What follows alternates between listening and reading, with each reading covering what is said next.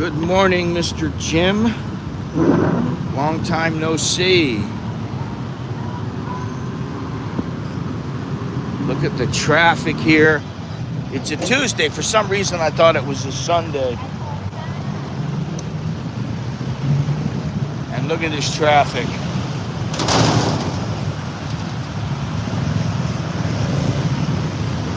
This is Sukhumvit Road. And you don't want to be on the ground right now. No way.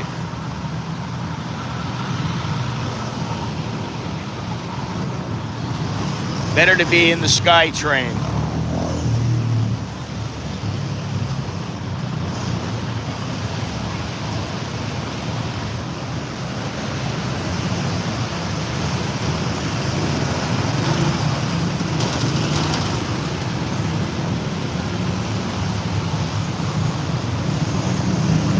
I have no idea what you mean. You're here in the building after receiving it in the back. I got no idea what you mean, pal. Good morning, good morning. Sawadee Ton Chow. We're just gonna look at the traffic for a minute. As exciting as this is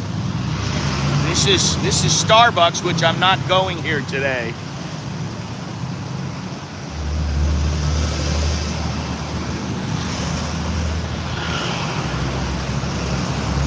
So,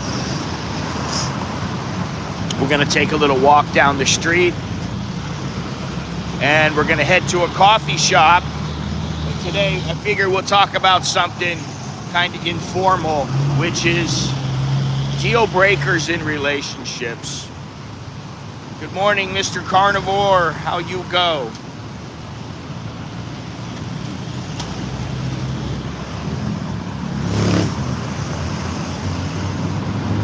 All right, so let's start walking here.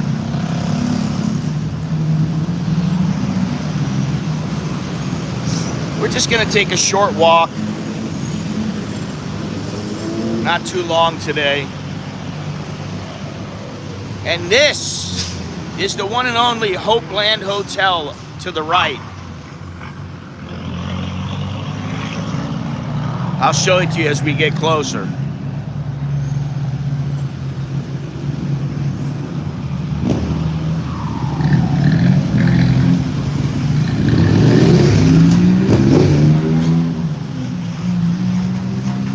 Uh-oh. He stalled the Ducati. Ugh. Not good.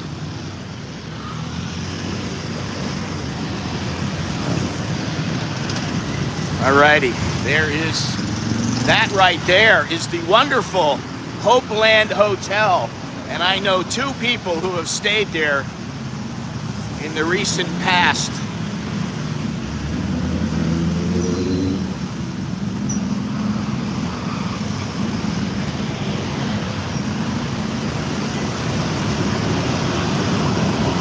Baking studio, wow.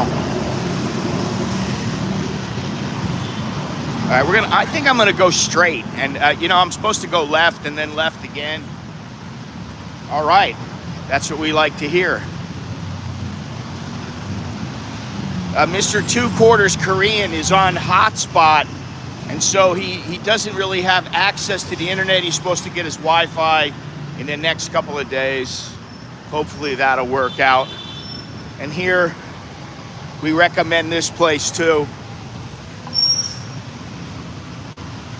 The Korean barbecue buffet. Now this is a huge intersection right here. Pretty Banamyong.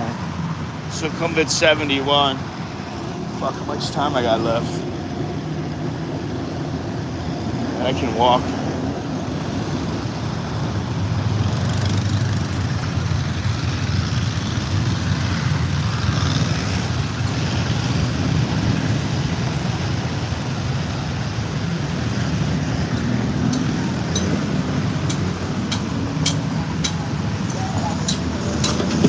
Yeah, there's plenty of food here, that's for sure.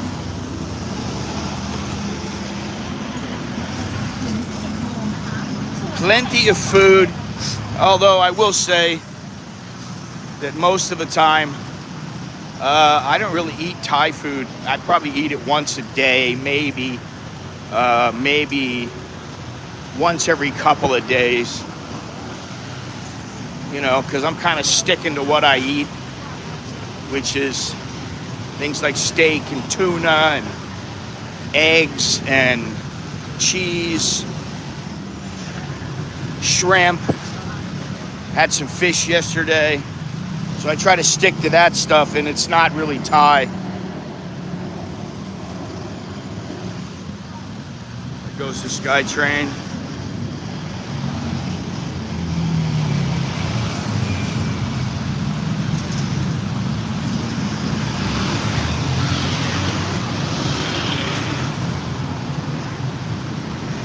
Have no idea what you're talking about.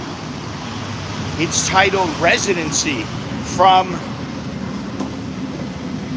Yeah, I don't understand what you're talking about. You must be trying to message someone else. I don't know.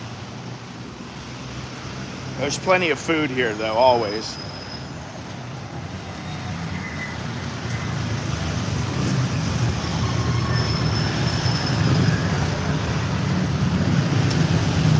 Lottery. Oh my God, it's so hot already.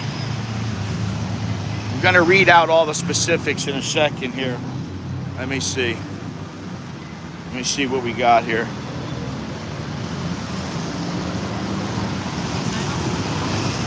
$35.36 Thai baht to the dollar. 152. 152. Air quality index. 82 degrees, and honestly, I think it's hotter than that right now. High in 91, low of 77.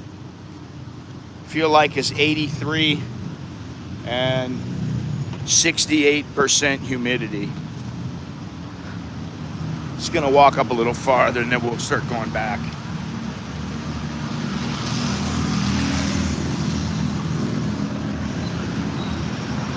Well, that's good.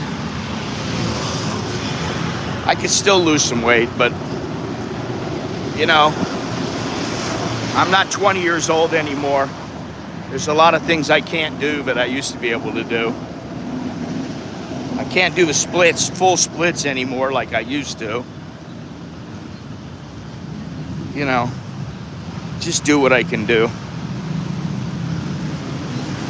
But you can't control what you eat.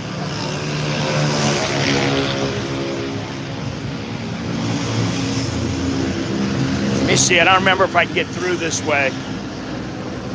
You just keep going, you bump into the canal. You run right into the canal there, and there's a boat.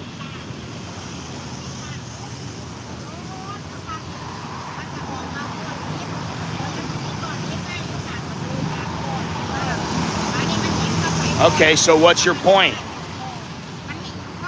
You know, this is the thing. You can't just come in here and give me some information and expect me to understand it. So, what's the big deal? No, I'm not real close. I took the SkyTrain. And the SkyTrain, I went to Samrong, which is the end of the yellow line. And from there, I took the green line, which is the Sukhumvit line, and took it 7 stops to Prakanong. Now I'm around Prakanong. Now I could have just taken the boat. I could have taken a taxi, but I just felt like taking the SkyTrain.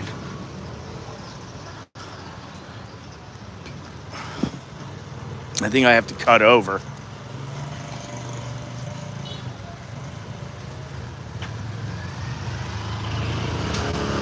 Dude, I have no idea what you're talking about, honestly. I don't care what he said. You didn't say that in what you wrote about temporary resident. I didn't see that.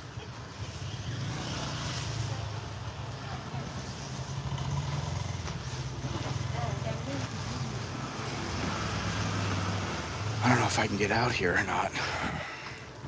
I don't remember that. No, I'm not near Bayok, buddy. We're far from Bayok.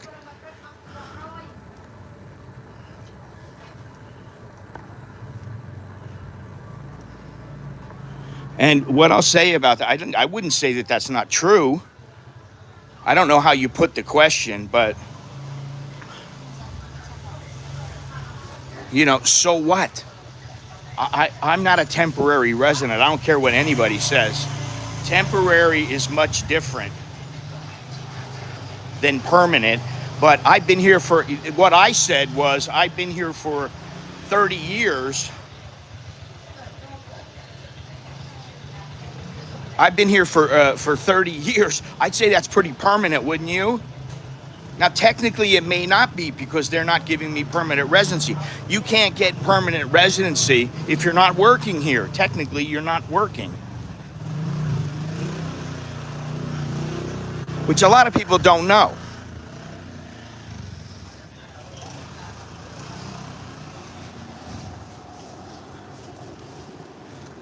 Can I get out this way? I think I can go farther down.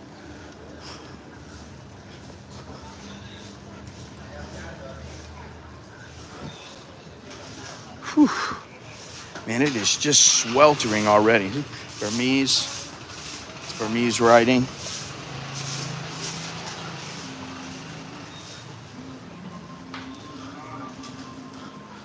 I believe that's what I remember. That I said, I've been here for a long time. I don't care what anybody says. It's permanent. I got a wife and 2 kids. We have a house. We live in it. We've been in it for years. There's another more. I'd say that's about as permanent as you can get, aside from them saying, okay, you have permanent residency or you have citizenship.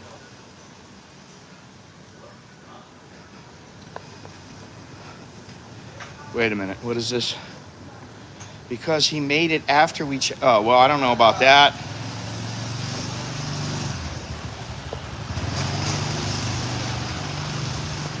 No, I don't think it's getting more popular with all the new YouTubers.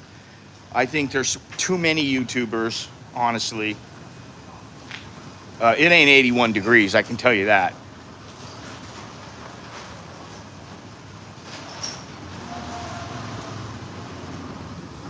Probably 85, but with the feel like it's probably 85. So I don't know what it is, but it's hotter than what I just said.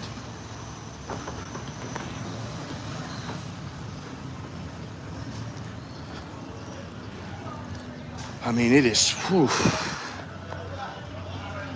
very, very hot. There's a party over here. I don't know what it is. Oh, it's a Burmese place. There's all kinds of Burmese places in here. Yeah, like 86. So yeah, I mean, it feels pretty hot. And I think the humidity is probably going to go up or has gone up a little bit, but whatever. It's hot. That's what I'll say. It feels hot to me. And I haven't been walking for very long. All right, now, if I wanted, I could walk right down the street. But I think I'm going to go to the next one, and I should be able to find the place.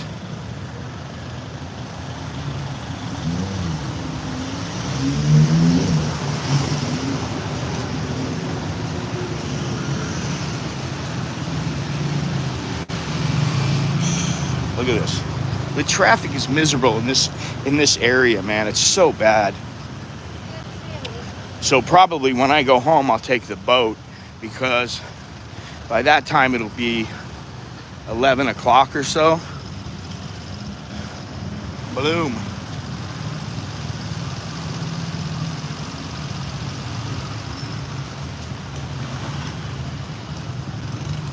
It'll be 11 o'clock or so, and there won't be very many people on the boat.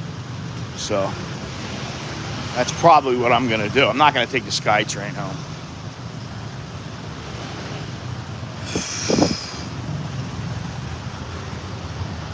Now, let's see, can I get across here? That's the trick. Can I get across?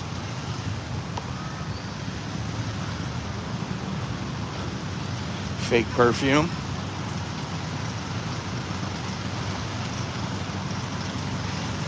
Yeah, I can probably get across. Just have to be careful.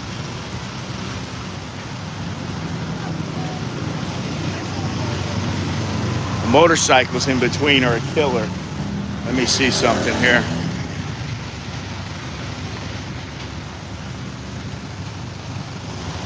No, I don't think I want to go right now. It's a green light. I want to go right over there to Priti Banomyong 3. But they're starting to move. I don't really want to go yet. When it's red, I'll go.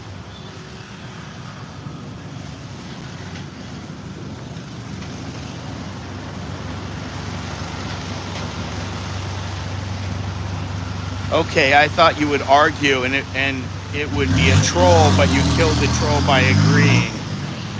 I put so much work into it. Well, why do you want to be a troll?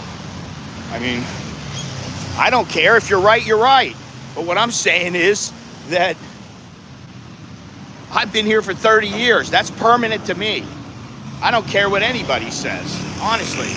Legally, they may say, oh, you're a temporary resident, but you know, then very few people are permanent residents here, and that doesn't surprise me either. Hey, do me a favor and click the thumbs up. I'd appreciate that. And remember, if you need any help with anything, send me an email at americaninbangkok@gmail.com, and I'll send you an invoice. But we will be able to work it out, and I'll see that I can help you. And also, just look down in the description. Lots of ways to follow, help. All right, so now I think there's red lights. Thank you very much, Mr. Dowlow. I appreciate you being here. I want to go before this bus comes.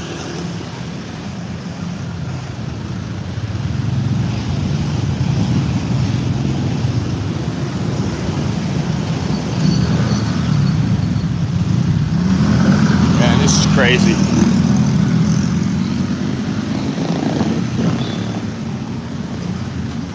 That's how we do it.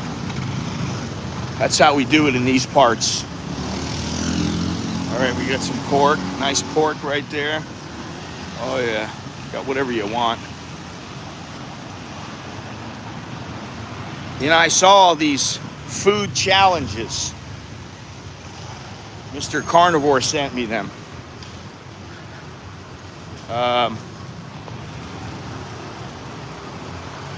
And well, thank you very much. They have a 10-kilo curry food challenge. If you can eat 10 kilos of curry chicken, you get like 40,000 baht. Nobody's ever done it. 8 kilos, nobody's ever done it. 6 kilos, some people have done it. But they also, and I couldn't do it, I'll be honest. There's no way. I look at it and I get sick. It makes me think about vomit because it's so much. But they do have a khao man gai. It's a 3-kilo khao man gai. Now 3 kilos, I think I could do it. As long as they don't make me eat the blood, the chicken blood or whatever it is. Yeah, it's just too much. All right, so today we're gonna go to this place called Single Lane Coffee. And I remember it, I might have even been here, but I don't remember it that well, so we're going again. It's supposed to be a nice coffee. They're supposed to serve a nice coffee here. And, oh man, it's so hot. You cannot believe. Look at this. Sweating already. Sweating heavily. But you see how busy this is. This area. Hey Andy, how you doing? This area right here is really busy. A lot of motorcycles, and less busy than about, I don't know, 30 minutes ago. See this, you got to be careful because you could easily get hit.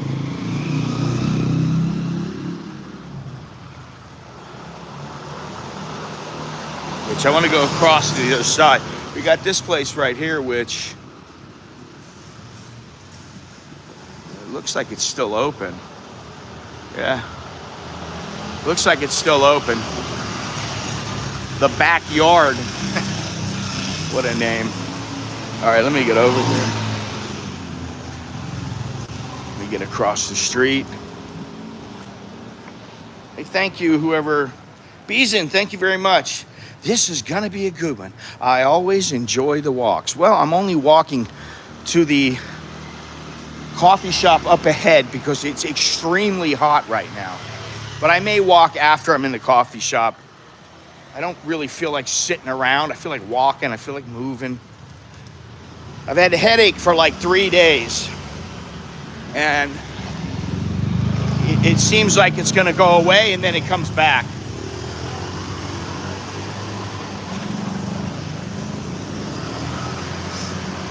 Can't even get over here. There's so many motorcycles and everything. No biggie. We've seen you walk miles upon miles. Yeah, you know, I gotta say that I've been doing my yoga pretty faithfully, you know, anywhere from 3 to 6 times a week. And I do feel my right hip again. I feel it.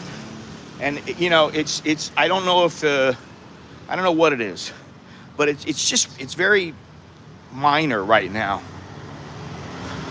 It doesn't hurt, but I feel it, you know. It's crazy here. Whew. Oh, it smells. You can smell the food here. I don't know what it is though. All right, it's right up here is the single lane coffee. There's a little shop right here.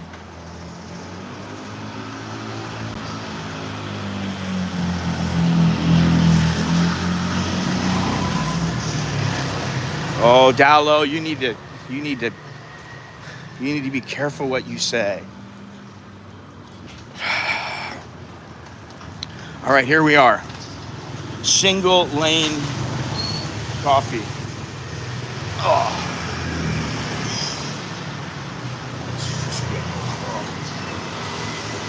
Sawadi cup.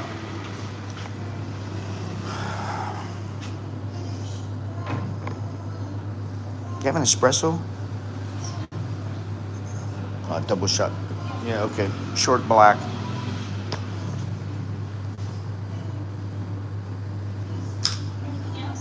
No, not for now. Oh.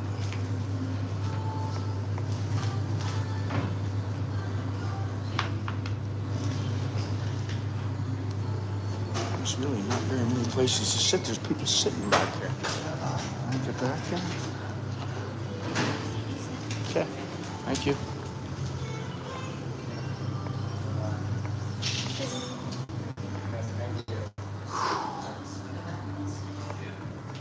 I think I'd rather sit in the front, man.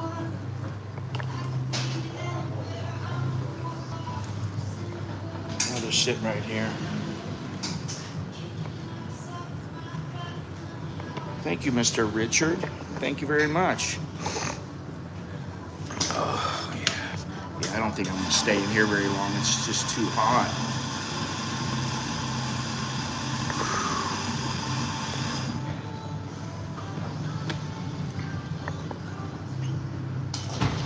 Yeah. It's just a narrow shop house. And coffee's 110 baht. So it's almost as much as Starbucks, and this is what I mean. Every place has raised their price, almost every place has raised their price to 100 baht, 110 baht, even 135 baht. That Kaizen, 135 baht, they're better than mine. You know, and it's not much money, it's not the money, it's the percentages. If you're used to getting a coffee for, say, just say 80 baht, a good coffee, 80 baht. Yes, I saw that, Richard. I'll look at them after the stream. Never been there, traveling with a group. Just go with the flow. Yeah, you always travel with a group, Jim. You always do. I don't like that. For me, I don't like it. If I travel with anybody, it's the wife. If I travel with any of the kids and the wife, then it's an ordeal. It's always an ordeal. I gotta get everybody set up. They gotta get up at the same time. They've gotta hurry up, get out the door at the same time. We gotta be on the same page, which is a pain. For me, it's a pain. I go by myself, I don't have to worry about anything. I go with her, I really don't have to worry. She's on the ball, you know. But you should have fun. It's a nice place.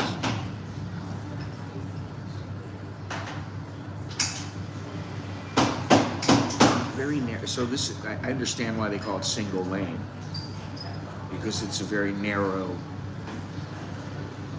coffee shop.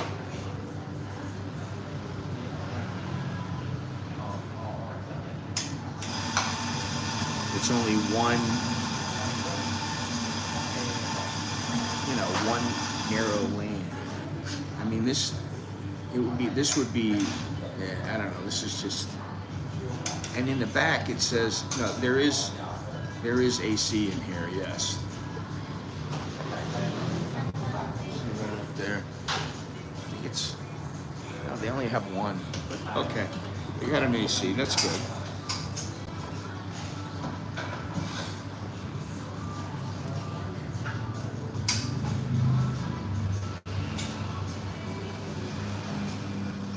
Scotty will be traveling soon at the end of the year, traveling a lot.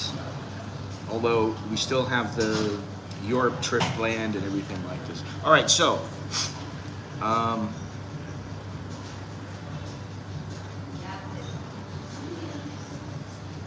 we're going to talk about your relationship deal breakers, and I have a list. I have a list of many things that break the deal.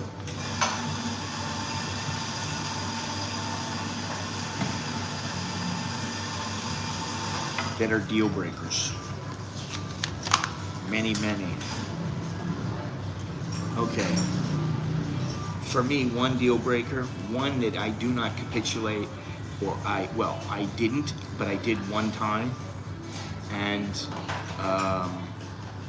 it was just, I don't know why I did it. It was stupid. I broke my own rules, and I never have since then. And that is smoking. Smoking cigarettes. Can't stand it. If my wife started smoking, I'd divorce her. Really. I'd be like, no. It doesn't work. So that's one thing. Any kind of addiction, you know, if they're addicted to something, she has a bigger monkey than me. What kind of monkey? Any kind of addiction is a deal breaker. If they're addicted to, if they're an alcoholic, if they're, hooked on speed, they're doing coke all the time. I never wanted to get involved with that.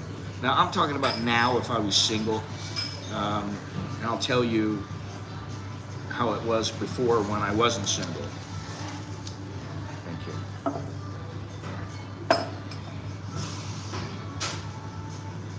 Well, they didn't give me a paper cup. That's good. But they did give me,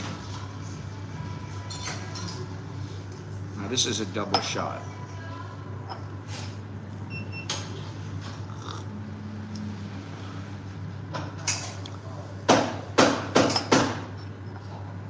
Pretty good.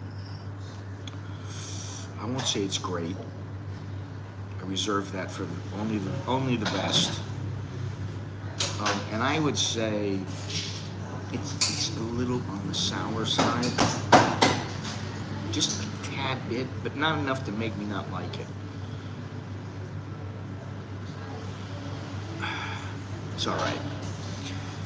Anyway, any kind of addiction. Now, when I was out partying, I didn't care. But now I care. I don't want my woman to be a drunk. I don't want her to be a cokehead, a speed freak. since I don't smoke pot, I don't want him smoking pot. And that's a lot, I know, but that's me.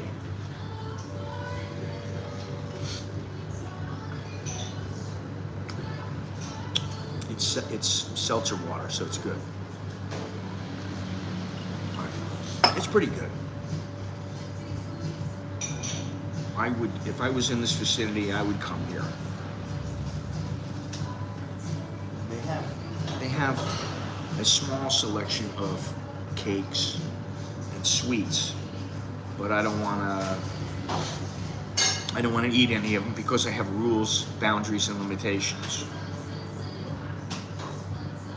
It does work on people. I hate to say that. So I gave in on the smoking. When I used to do blow, forget about it. Chick could do blow with me. That was a plus. You know what's happening when you're doing that stuff. But the weed, nah, I wouldn't capitulate on that. I wouldn't cave in on that now. I just wouldn't do it. You know. I mean, if my old lady started smoking, she goes, "Oh, I really like this. I'm gonna smoke all the time." I wouldn't like it. I wouldn't like it. That's a deal breaker for me if I was getting involved in a relationship. Carnivore has no rules, boundaries, and limitations. Well, I'm kind of waiting to hear him chime in on this. Some other financial irresponsibility. Well, a lot of Thai girls have that. Poor communication. Sometimes you have that too, but you know, you got to try to work through it. And if you can get it to where you have decent communication, then all right, it's okay. Poor hygiene. If your girl is stinky, kick her to the curb. There's no way she should be stinky. It's nasty. Not trustworthy. If you both have different ambitions. Now I understand this one. You know. Yeah, I do understand that, different ambitions. I mean, you know, you can't have a girl who, listen, my wife is in a corporate structure, I'm not, and I don't want to be. But she knows I'm smart enough to where I hustle. And, you know, I do what's necessary. And now, you know, with my Social Security coming up whenever I want it, pretty soon, yeah, I don't really need to worry too much. I mean, you know, the bills are all paid, everything's paid. So after that, it's just, you know, what do I want? What do I need? Distance. That's a big one, and that's a big one when we're talking about relationships with Thai girls. Carnivore, you should know about this. Distance. Long distance relationships. Generally do not work. I don't care what anybody says. They work if you tell your girl, listen, do what you want when I'm gone. I'm gonna do what I want. Then they work. If you go back and you really love her and you, oh, okay. I'm not gonna do that anymore. But most of the time they just don't work. I mean, they might work for a couple of weeks. But if you're gonna be gone for like a year, I mean, they do it in Thailand all the time. The Thai men will go overseas and work, and their women will stay in Isan, and then the man sends the money, and the women stay with them because they're married. Because, you know, I don't know why, but maybe they stray a little. I don't know, but I think on the whole they don't. But if it's just like your girlfriend and she's some slut you met in the bar, forget about it. It's not gonna work. That's why so many guys are begging the girl, oh my God, let me see if we can get a visa for you. Let me see if I can stay here and live. That's why they do it. Lying. Another great trait of Thai women. Lying. Selfishness. Controlling behavior. Now that doesn't, I don't know about you guys, but controlling behavior does not fly. It does not work. They want to control, then they better go find some little meat guy who will do whatever they say. Insecure. If they're insecure. Now, some women are more insecure than others. It just depends, you know.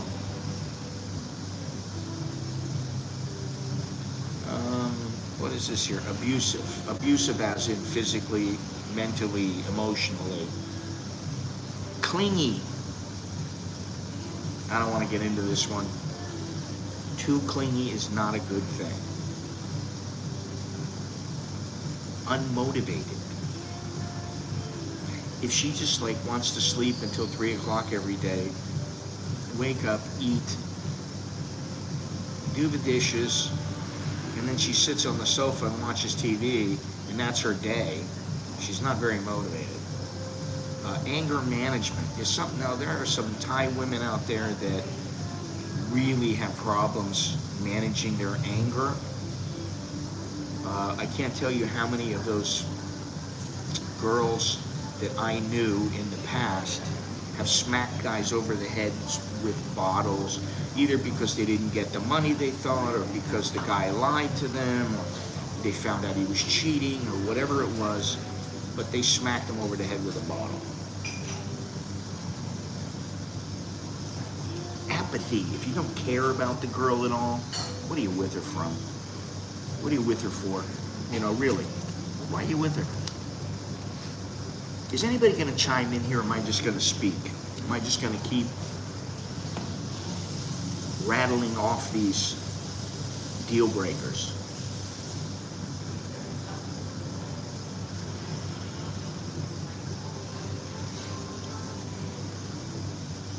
Good morning, Mr. Tom. Today we're talking about deal breakers. Some deal breakers in relationships. I'm waiting for some people to chime in. We got all these people in the chat right now, and nobody's chiming in, giving me their own deal breakers. I wrote this one down. I don't know why. It says gross. Like, as in the person is gross. You know, like you're constantly catching them picking their nose, picking their ass, burping, farting, doing whatever, nasty stuff. And this is another big one. Excuse me. And that is, they have kids. Hey, Carl, how you doing? Long time. If they have kids, honestly, I think one kid, if you really love her, you feel it's really strong, and you're gonna last. I think,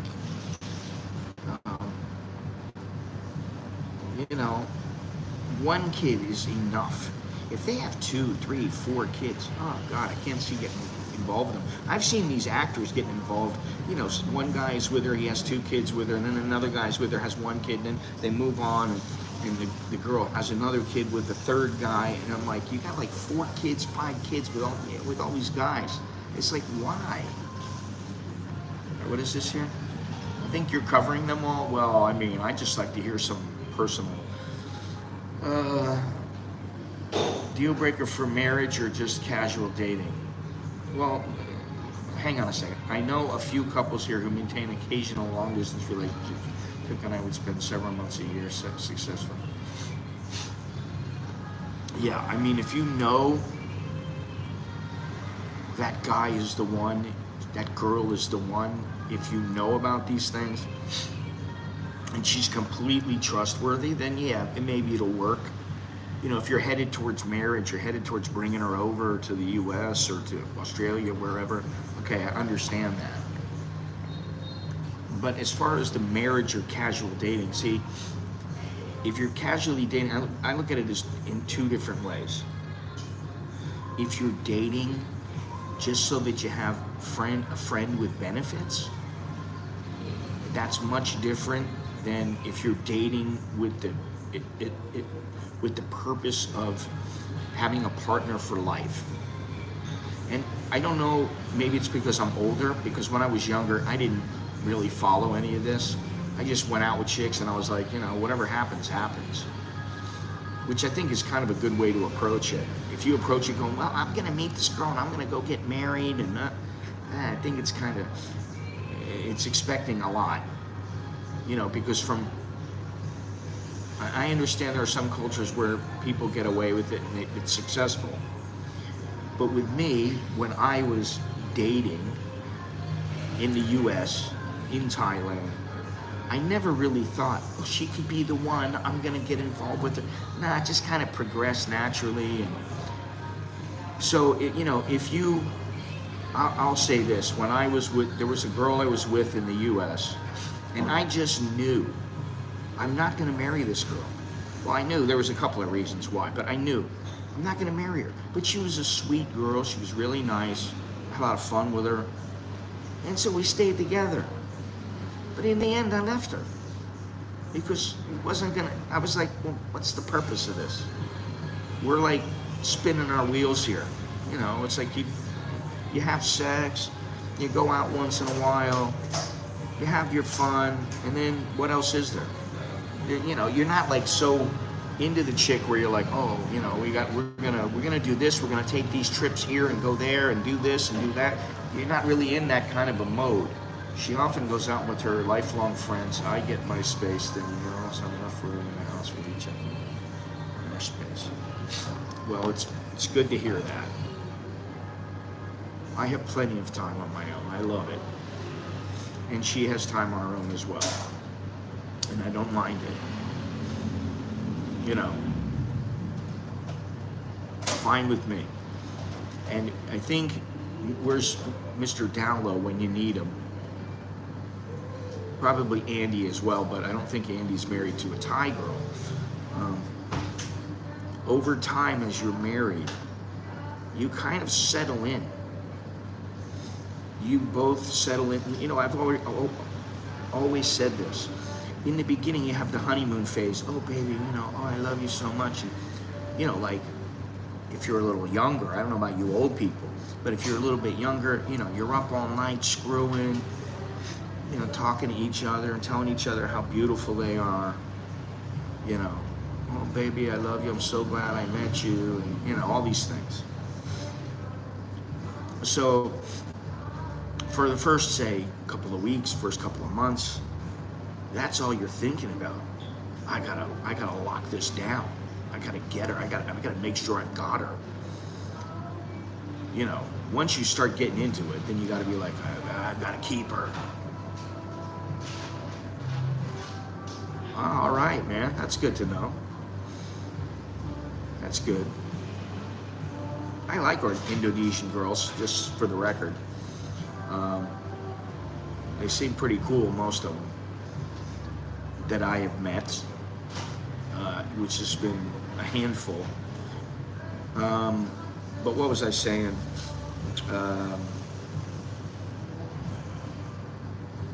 Well, let me get back to the list. Is she a slut? Does she sleep with a lot of people and, you know, like you're just another one on the list? That's a deal breaker for me.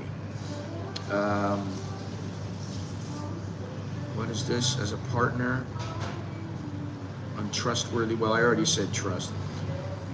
You know, and this goes with the promiscuous as being a cheater. If you're in a relationship and she cheats, then forget about it. You know, I don't see that working. And somebody who's overly negative. You know, that's something else. But back to the, I know what I was talking about. Back to the question of, you know, casually dating or marrying. I think once you start dating, for most people, in the beginning, you're just dating. It's kind of like, all right, let's see, you know, hey, I like being with you. Let's hang out. And then depending on the person and the people, it could be one date, it could be 20 dates. Then you start going, all right, so do we have anything here? Are we gonna stay together? What's gonna happen? Most people are progressing to something. Not everybody is like 2/4 Korean who doesn't want to get married for whatever reason. His own reasons. I don't know about, you know, Carnivore hasn't chimed in. Well, what about if she can cook? She can't cook any. What if she can cook? If she's a great cook? You don't want her? And Carnivore, you're not getting out of this one. I mean, that's I'd like to. That's I guess the next question. I guess that's a good point that Mr. Billy brought up, which is, what are you in it for? Are you in it just to get laid? Are you in it just to have a companion to hang out with? And okay, it's nice you have sex or whatever, but or are you in it because you want to see what's going to happen? So if she can't cook, that's a deal breaker. I agree. She's got to be able to cook something, make something up for you.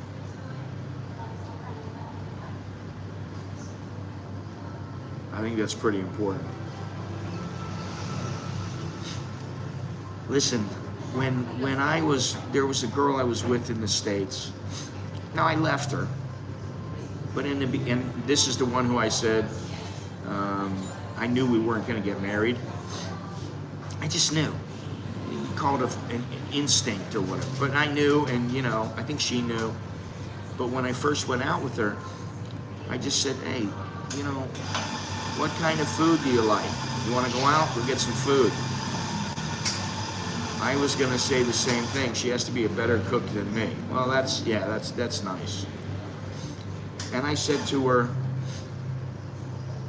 miscommunication issues. Yeah, well, I did say poor communication. You need to learn how to communicate,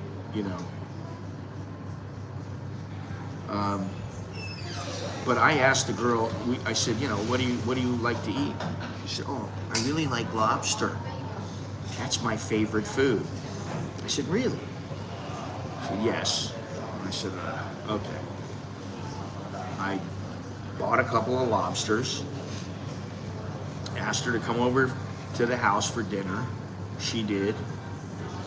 We had our lobster. It was fantastic. Had a little bottle of champagne. Nice rose on the table, that kind of thing.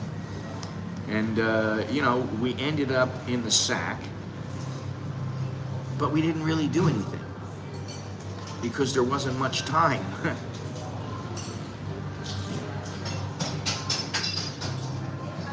She needs to have a purpose and passions that I can get away from my obsessions, and enjoy our life together, okay? I have 2 deal breakers. Don't lie to me and don't screw me around. Don't screw around with me. Those are good deal breakers. Mr. Mitch, what's happening? Long time no see. How's it going?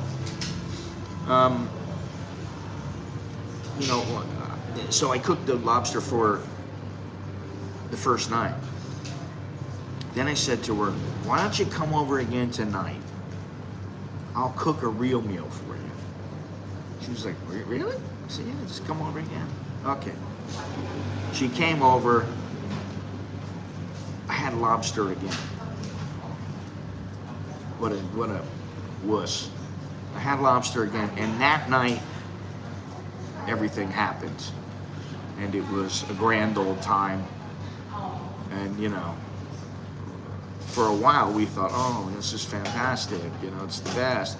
And after a while, we realized you come from a different place, I come from a different place, and I don't think it's gonna work. So Mr. Mitch, what's going on? What's happening?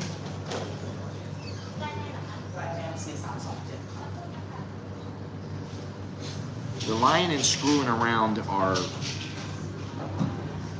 yeah, those are deal breakers for sure.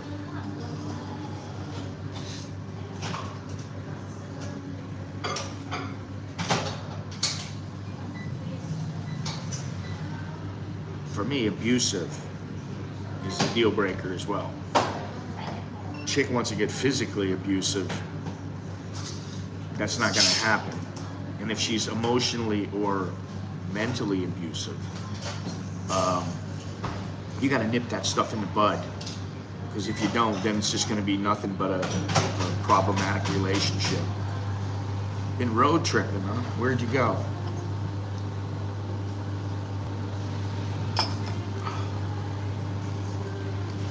It's a little sour. Water's good though.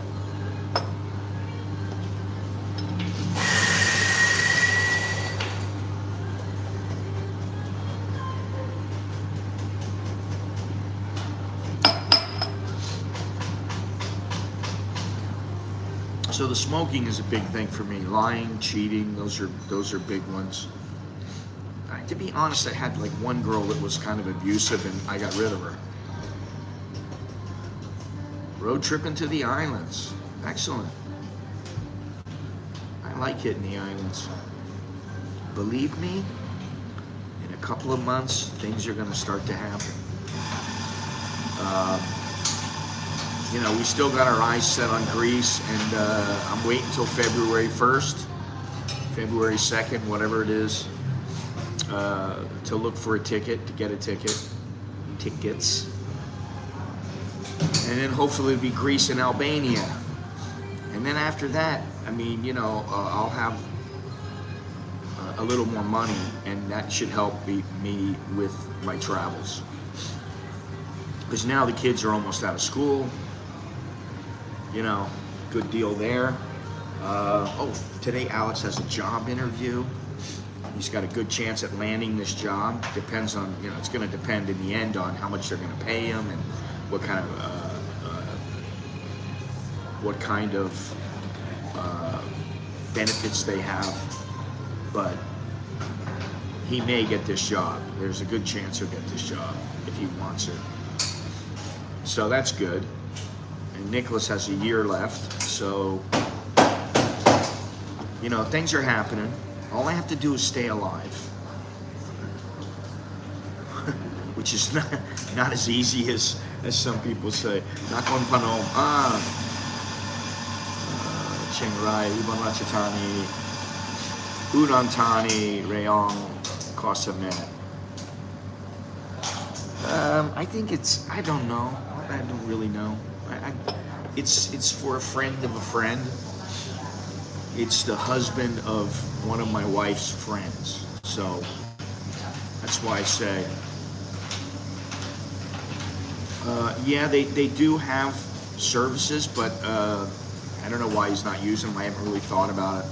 And I know what kind of job I want him to get. I just want him to get a job now. He's got a part-time job.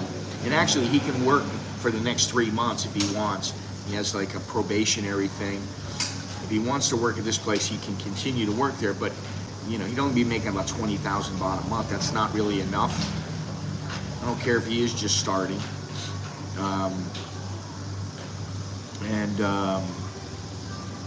I'd like him to get in with, like, you know, an oil rig or the embassy or, you know, companies like this. International companies that maybe can take advantage of the fact that he has dual citizenship and that he speaks Thai, he speaks English. And yeah, I don't know, but we'll see, you know. I can't do everything for him.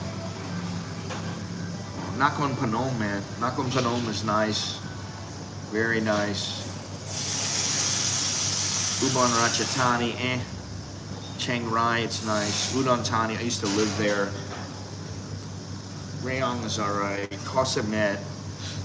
You know, to be honest, I get a little bored with Koh Samet. My Thai wife is my translator, negotiator, tour guide, cook, and make sure I don't get scammed in Thailand. Yeah, but Tom, let me ask you something. Do you have a desire to learn the Thai language? Or you're just like, no, I have my wife and that's fine. What about if your wife's not around? You know? Like, my wife is not around sometimes. For whatever reason. Whether it's because she's got things to do, I've got things to do, we're on a different schedule, or, you know, she just doesn't feel like doing something. I mean, I can tell her, oh, let's go to Burma. She'll be like, I don't want to go to Burma. She doesn't want to go. You know, if I say, oh, let's go down to this place in Thailand, she'd be like, you know, she wants to go to her places and they got to interlap with mine, overlap with mine. And so if I go alone, I'm on my own, you know, that's how I look at it. And I look at it like for me, I want to be able to handle any situation, virtually any situation. Now, you know, if the cops pick me up and they're going to take me to court for, you know, whatever it might be, I'd want somebody there to back me up that spoke Thai, because in that kind of a situation, it's much different. Ward with CASHAPP. Yeah, overrun by Chinese tour groups. Still made the best of it. Yeah, I mean, we had a nice place in CASHAPP. Real nice place. And honestly, I'm bored with it. And, you know, if you're going to go to Koh Chang, yeah, you know, really, I mean, if you haven't been there, great. It's a great place. And, you know, the chicken place that serves the gaiyang that I like there so much, that place is out of business now. No longer in business. When I don't rely on my wife to translate and to be careful, she says what she wants to say, not necessarily. Well, that's what I mean. I mean, I don't understand how, honestly, learn to speak the language. It's a great investment in yourself. That's what I would say. I'm guessing getting a job on an oil rig would take a lot of training. Yeah, but you know, he is green, and maybe they'll want somebody who's green and, you know, untouched. I don't know. I really don't know. And I'm looking into some other things for him, you know. I still don't think going into the service is a bad move, but okay. Yeah, you know, this is the thing. Guys, I hate to just beat a dead horse. But honestly,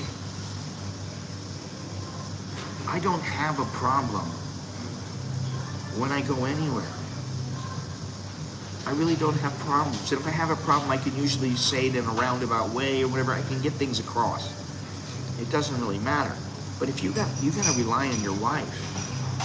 I mean, I don't know, it would just irritate me. I mean, you know, I've always kind of been self-sufficient, even when I met her. Now, not all the time, because she kind of taught me some things. But I can tell you that, like, sometimes she pays more than I do. She'll pay 20 baht for something, I pay 10. And she's like, how'd you get that? Like, because I just know that I don't have to pay what you're paying. She'll be like, I just don't want to deal with it, which, you know, sometimes I'm like that as well. But I really do think if you take a 20-hour course in Thai, it will help you immensely, because then it gives you the background and the base for you to learn on your own, using what little Thai you can speak. You will learn more and more and build on it. What is all this? I had the most fun at Dave's house, blessing in Ubon. Great time in a couple stays in Rayong. One hurdle that gives me reservations is misinterpreting cultural difference in relation. It's so hard to see the world from their eyes. I'm always second guessing. Well, you can't do that. If I'm viewing the situation correctly, you can't do that. You just have to do the best you can. You're gonna make mistakes. They may get pissed at you, but you know, oh well. Sorry, honey. You know, you just have to think about it that way. I know enough Thai now to be able to shop on my own. I can usually detect when she's changing it up and I intervene. Most relationship issues are me. Carnivore, that's my issues too. 2 weeks on, 2 weeks off on a year. Yeah, that's what I mean. That, you know, that's the thing. There are certain jobs that he can get as an American, or I would hope he could get, where he doesn't have to work all the time, or, you know, he's got lots of great benefits, stuff like that, and, you know, so we'll see, you know, I mean, like, it's up to him, you know, it really is up to him. And right now, I'm just telling him, just get some money coming in, build up a little experience working, and then you can say, well, right now I'm working at this place, and you can tell him, this is just a jumping off point. I really would like to work on this oil rig for Shell, you know, or whatever it is. I'd really like to work in the embassy or the Chamber of Commerce or something like that. And I mean, you know, they pay good money, man. You know, and they give you all benefits and everything like that. So, you know, we'll see what happens. That's all I can say. We'll see what happens. But as far as misinterpreting them, and I still do that. You know, big deal. You don't think they misinterpret you?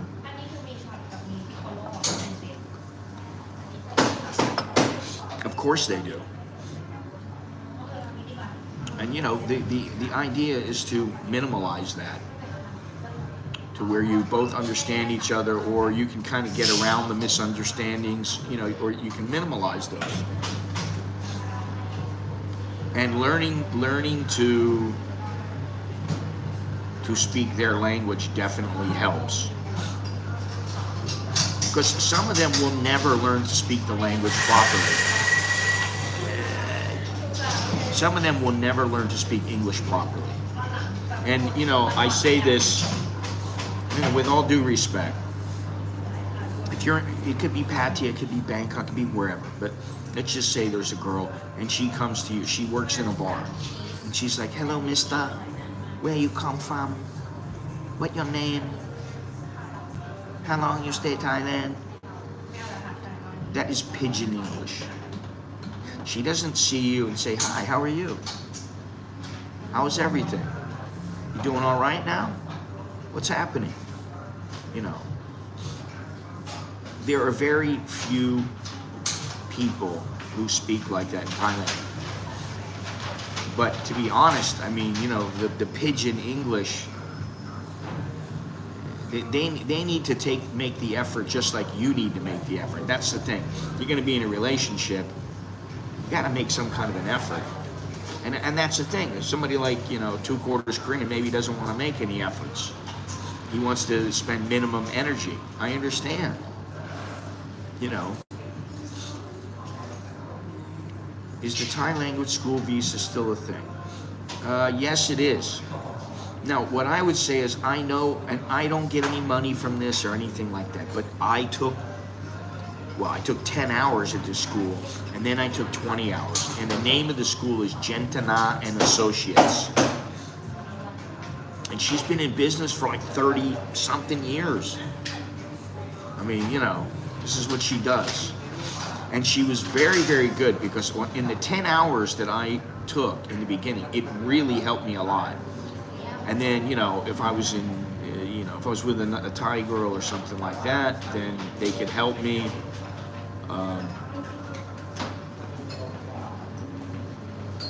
Gotta run. Just gotta go to macro. Thank you. Okay, Mr. Mitch, take it easy. So the 10 hours helped me to be able to build on what I had learned. And then, you know, I kind of built it up, and then I got to a point where I was a little bit stagnant, and then I took another 20 hours, and the girl came to my house. Yes, it is. It's very important. And she came to my house and taught me 20 hours, and she taught me how to write, and she taught me how to read. And that helped me immensely. I wish I would have done that right from the beginning.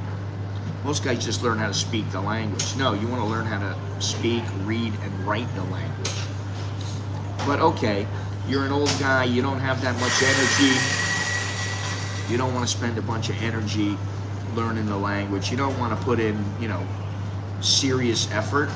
Just take a 20-hour class, 20-hour course. You know, I mean, you do it in 4 weeks or something. 4 or 5 weeks, you can do it. And it will help you. That's all I can say. Again, this is what I think is important, but I think the proof is in the pudding. You know, because I know people now that have been here 5 years, 10 years, they don't speak a freaking lick of Thai. Maybe they can say Sawadee Kap, you know, Kap Kun Kap. They can say these kind of things. But, you know, then how integrated are you really? Do you really want to be integrated? Some people do, some people don't. I think 20 hours, you can get it for about 15,000 baht. Something like that. No, they're not inexpensive, but you can get online classes, you can pay as you go. There are people that, you know, you give them 500 baht for like 5 lessons, you pay them 2,500 baht, and you get, you know, 50-minute course, 5 lessons, then you pay again. And you can, you know, I would highly recommend just take a 20-hour course. Come up with the money and pay for it. It's a lot better than looking at videos online, in my opinion. I mean, I still, every once in a while I'll see something and I go, oh, what's about that? Do I know about this? And then I'll watch it and I'll go, oh, okay, I knew. Or I don't know. I need to learn, I need to brush up on this. Okay. Well, sometimes the videos will help. But I think on the whole, if you take just the 20-hour course in the beginning will do wonders for you. Because you learn a lot of the basics and you can build on that. And then when you're out and about, you can speak to people and then you learn new words and you learn new phrases. I mean, you know, and listen, if you're gonna get into you want to get into a relationship with a chick here, you gotta speak Thai, man. I don't care what anybody says. You know, unless they've been living in the US and they speak fluent English and, you know, you don't have to worry about it. Okay. You know, like somebody like Tom or, I don't know about Dowlow, but, you know, like Dowlow, I think. You know, that's how it works sometimes. If you're already in that situation, well, it's still never too late. But I just think it really helps, you know. And to me, like, you know, if I was a Thai woman, and I didn't speak great English, and I wanted to learn English, I wanted to better my English, I wanted to improve my English, and a guy didn't speak any Thai, I probably wouldn't give him the time of day. Now maybe if he was, something about him really struck me the right way or something, I'd be like, all right, maybe I can teach this guy. Maybe I can help this guy. You know, my wife used to help me, but she used to get pissed off at me. She'd go, not like that, like this, and I'd go, I'm trying, and she'd go, you're not trying hard enough. You need to think. Oh, God, she just got on me about it. She's a taskmaster. Yeah, you need to aim higher. And this is the thing. You know, I don't know what to say. What about English language in schools? Is it mandatory or voluntary? Well, I can tell you it's not mandatory for them to learn. It's not mandatory for them to learn hours upon hours and year upon year of English. You know, there are schools that don't teach any English, and there are some schools that do teach English. And, you know, when I first started with my kids, they all, both of them, were enrolled in an English and Thai school. So they learned English and Thai, and then they came home and learned from me.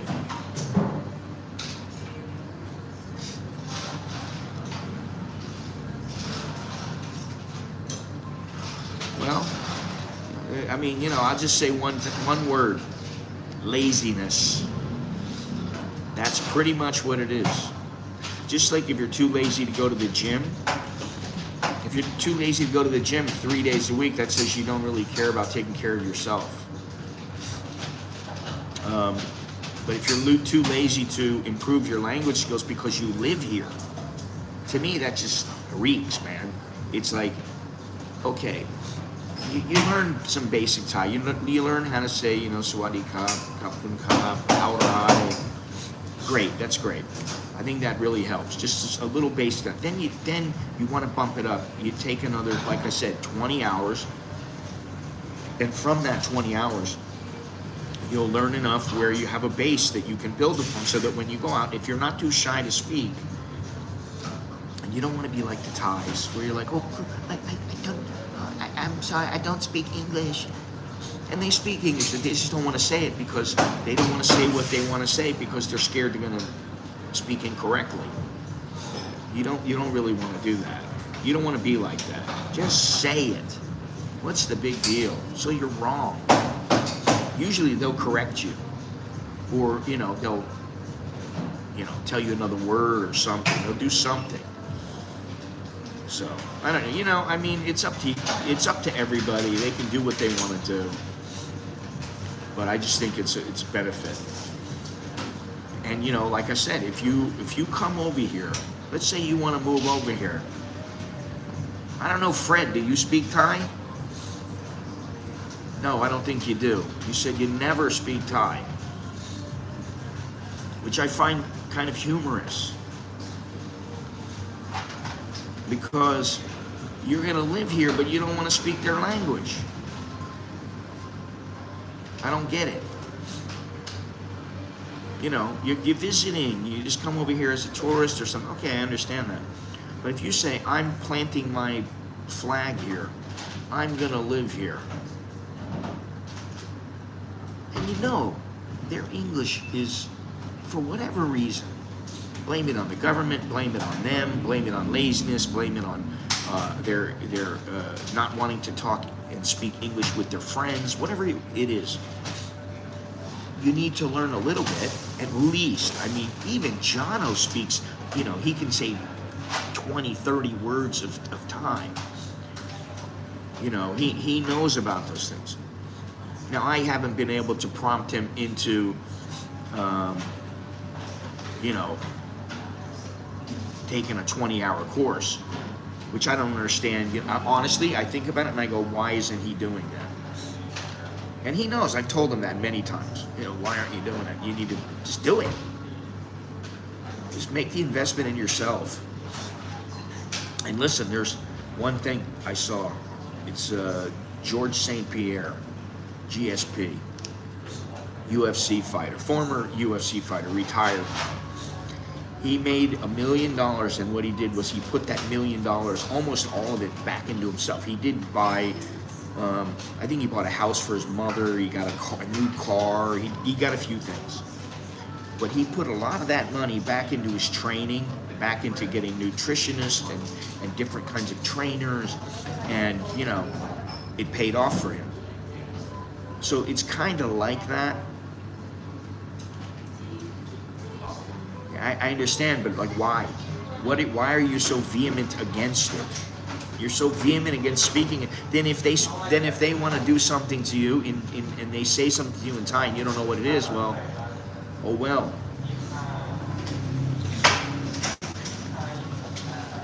You're gonna be in a relationship with a Thai chick, you know, and she's gonna speak Thai, then you don't understand. I don't know. To me, it's not right.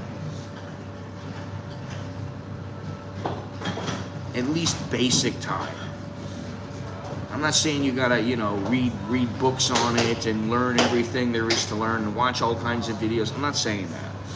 I'm just saying get a little base so that you can, you know, like I said, Jono's been here for a few years now. I think he's been here, I think he said 5 years, almost 5 years. And oh, that looks really good. She's got this cake over there. It looks so good. I don't want to eat any of these things. But anyway, I don't want to, you know, I don't want to dwell on this. You know, if you want to take it, you take it. You don't want to, you don't have to. If you're comfortable with your wife doing everything for you, I understand. It is much easier. But like for me, I like, sometimes I'm traveling alone, sometimes I'm not. And I just like to know if I need to do something, I can do it. If I need to like check them and say, no, I know the price is not this. I know the price is this much. And then sometimes they'll go, oh, okay, you know.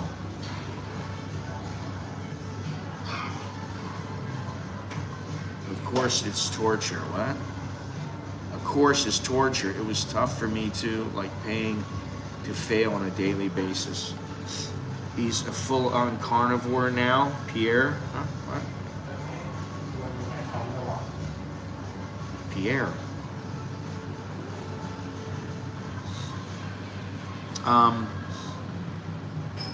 You know, Chris, I would say about that, I would say it's just like a lot of things. You have to stick with it. Through good or bad. If you're a little kid and you're trying to be a gymnast, in the beginning you just keep falling, you're falling on your head, you're falling on your ass, you're not doing well, you just gotta keep going. You're learning to dance, the same thing. You just got, you know, you're learning to box, the same thing. You might be a shit boxer in the beginning. Do it for a couple of years, practice, whatever, that's a little different, a couple of years, you need years. But I would say just don't quit. And you know, the big thing that I've said about speaking Thai is that when you're doing your class, you may not hear all the tones. But when you go out on the street and you say it to somebody and they're like, huh, what? And then you go, well, you know, this is the word, you know, and then they go, oh, and then they say it. You got to remember what they say, how they say it. You need to listen to them so that you're mimicking them. You may not even know what tone it is. I don't know what tones it is, what tones they are most of the time. I don't know. Who's from Lao, and it is fun to practice a few simple phrases. It's harder for some guys who don't have an ear for sounds.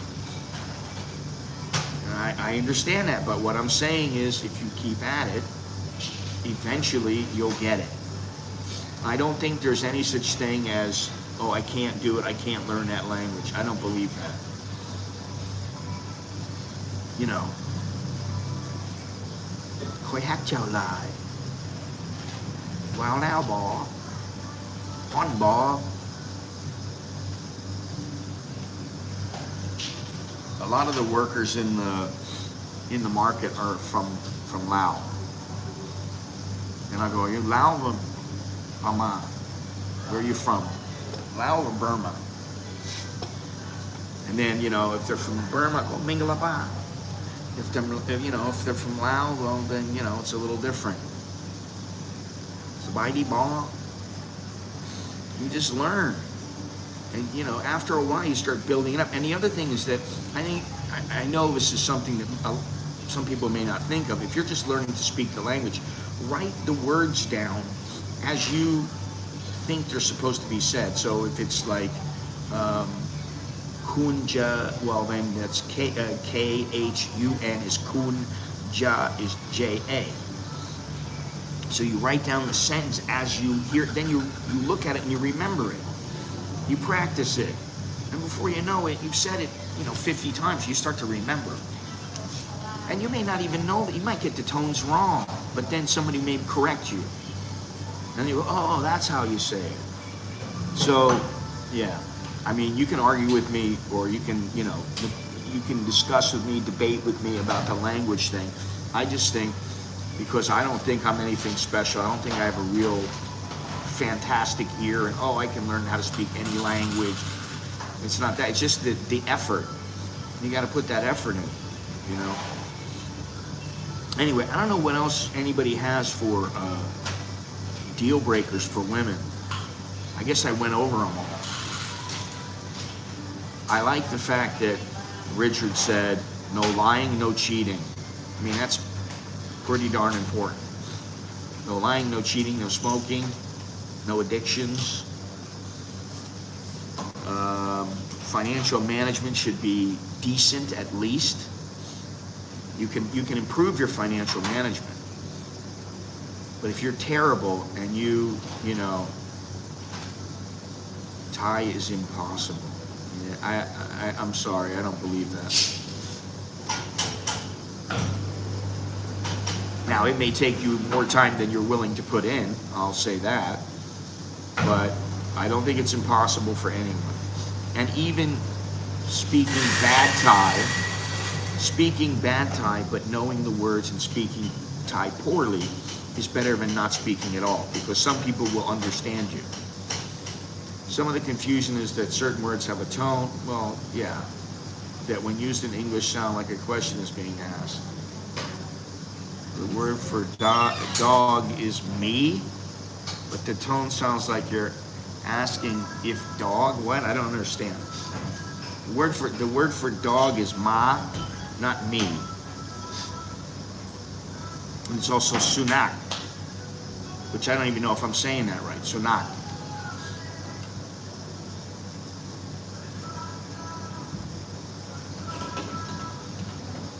Oh, ma, okay, I can see that now. It says ma. You look like a me to me, because I don't have my glasses on. Did I even bring them? Did bring them, I never wore them. Yeah, you did say ma, I'm sorry, I just didn't see it. No glasses, that's how bad my eyes are.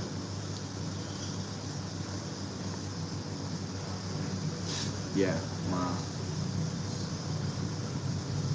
Sound like you're asking if dog? I don't know. You know, I think some of the problem comes because the way that sentences are configured is different than English. You know, ma sam tua, right? Dog 3 bodies. That's how you say 3 dogs.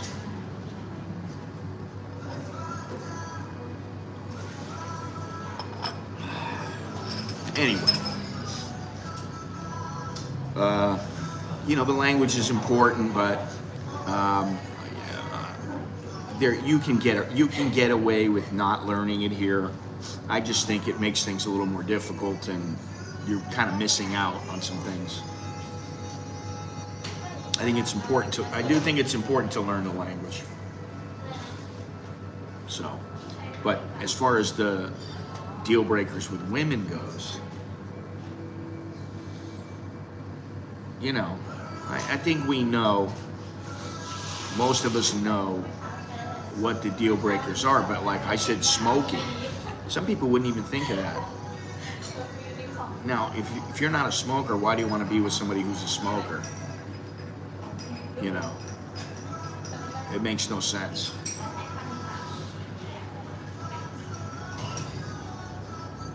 Just like, you know, ran out of spaces in post. It sounds like if you're asking, if it is a dog when driving through the back roads, you see a dog, we call out for, oh God, I don't even understand it. We call it out for awareness that he may run out. I don't understand. Really, it's not you, Jim. It's just I don't understand what you're writing. Doesn't make sense to me. It's very quiet here, you know. It's not a. This is a. I would say this is pretty nice. The vibe here is nice. It's kind of quiet.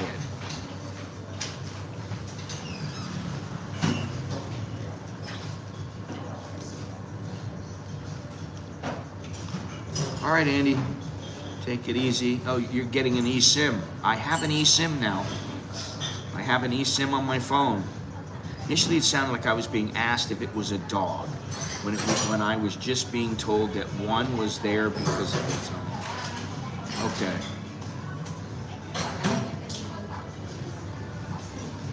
I don't know.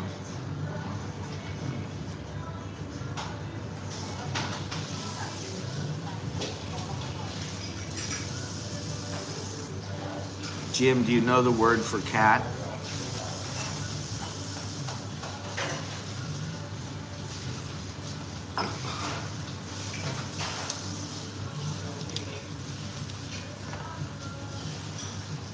It's actually pretty easy.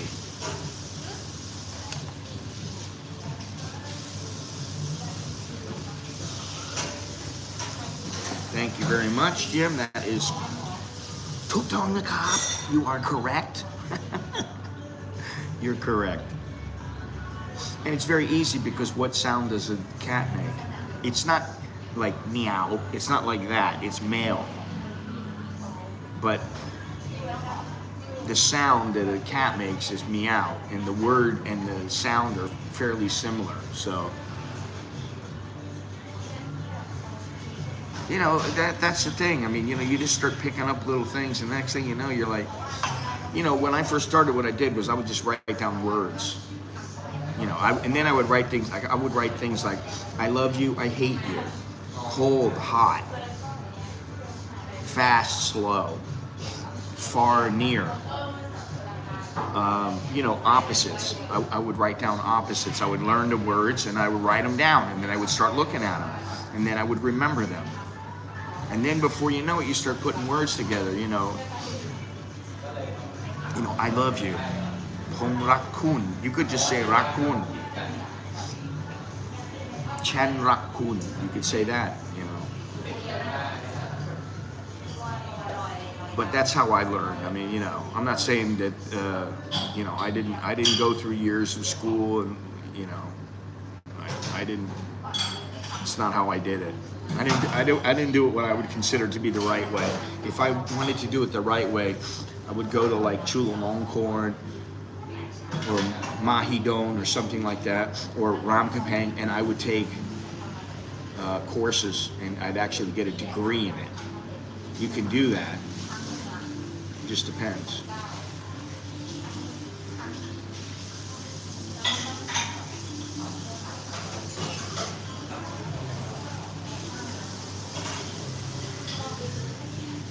Anyway, I think we went over the deal breakers for women. I think we got a good handle on that. Learning a language is like rolling a snowball in the snow. The more effort you put into rolling it, the bigger the snowball vocabulary. Yeah, exactly. And I do think that, you know, if you start building your vocabulary, and you just, I don't care if you're taking lessons or not, if you really want to learn it. You know, you learn, you know, like glass, bowl, fork, knife. You just start learning accompanying words to everything. You know, long hair, short hair. She dresses slutty. Who's that? Who dresses? Oh, well, I did say that actually. I did say she's a slut or a cheater. I guess you could fit that in there. You know, the dressing, if she dresses too slutty, that's not a good thing. If she's dressing for everybody to look at her, I don't view that as a positive. I view that as a negative. Honey, put some clothes on. You know, put some tape on those nipples. You know, or if you see a camel toe, oh my God. I'll tell you what, in the gym sometimes, some of the girls, yeah, they're a little on the too, what's the word I'm looking for? They show a little too much. I mean, really. If I was their boyfriend, I'd be like, what are you doing, you know? What? Oh shit, no, I don't want to do that. Okay, let's see. What is this? I then asked if Yai doesn't like cats. Why did she nickname her second daughter Mel? Took told me that she started calling her younger sister Mel because of notes she made as an infant. She sounded like a cat. Yeah, that's another one. I didn't put that down, but that's a good one. Tattoos. I can't stand tattoos. I'll be honest. I don't see the purpose of them. Well, they make me look so beautiful. No, I don't think so. For me, and it's just me. But, you know, some guys are like, I don't want to see tattoos on a girl. There's a girl in my yoga class. She is covered in tattoos. Now, she's a very cute, attractive girl. I think she just had a kid. I'm not sure. But I used to see her at Starbucks. And the reason that I liked her, because she had this tattoo on her, it was the boxing gloves. And I was like, that chick box, you know? And then I ended up asking her. I told her, I used to see you at Starbucks. She goes, oh yeah, that's right. And then I said, why do you have the boxing gloves on? And she said, because, you know, I used to box. And I said, you used to fight? And she goes, no, I never fought, I just did boxing. So she was just training. And, you know, she's fit, but she's not like the kind of fit where like,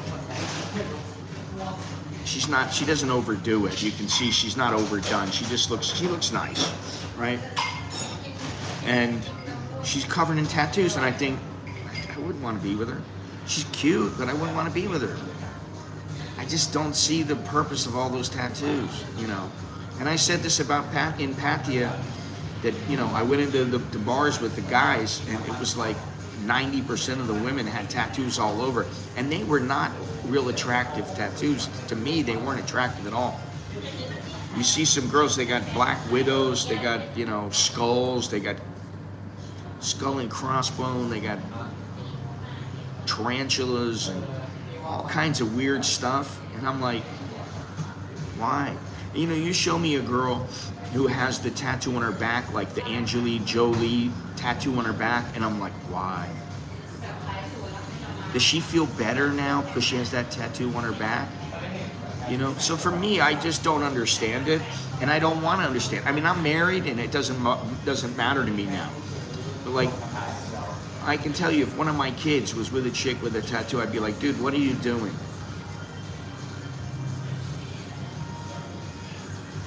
All the Farang women tour it. Well, listen, I didn't even want to say anything about the Farang tourist women. Carl, that's funny. Yeah, it is kind of like that. I try not to talk to too many foreign women because, you know, I still remember, I don't know if you guys remember this story, but I still remember in Lumpini Stadium, the old Lumpini Stadium, not the new one. Yeah, Scorpion, that's another one. But I was in the, it's a deal breaker for me, man. But in the old Lumpini Stadium, women were not allowed in the ring or on the ring, and they were not allowed in the ring, okay, because it supposedly brings bad spirits. So one day I was on the ring apron. I had credentials. I was all okay. You know, I was like standing in the corner, then laying down under the ring ropes and shooting, and I was doing all these things. And this girl walks up, and she puts her hand on the ring. I say, hey, hey, hey. She goes, what? I go, you can't touch the ring. And then a Thai told her, no, move, get out of the way. You need to go back to your seat. And she's like, why? Why can't I take photos? I said, because in Thailand, you know, it's not allowed. And she's like, that's the dumbest thing. And I just went, listen, this is their country. In their country, you don't come on the ring, you don't touch the ring, just don't touch the ring. She was so pissed about it. She went back down, sat down, you know, I never saw her again or anything like that. But I always remember that story. And you know, that's kind of how it is. Their country, their rules. You go to my country, and I got rules too. And if you break those rules, then, you know, there might be consequences. You know.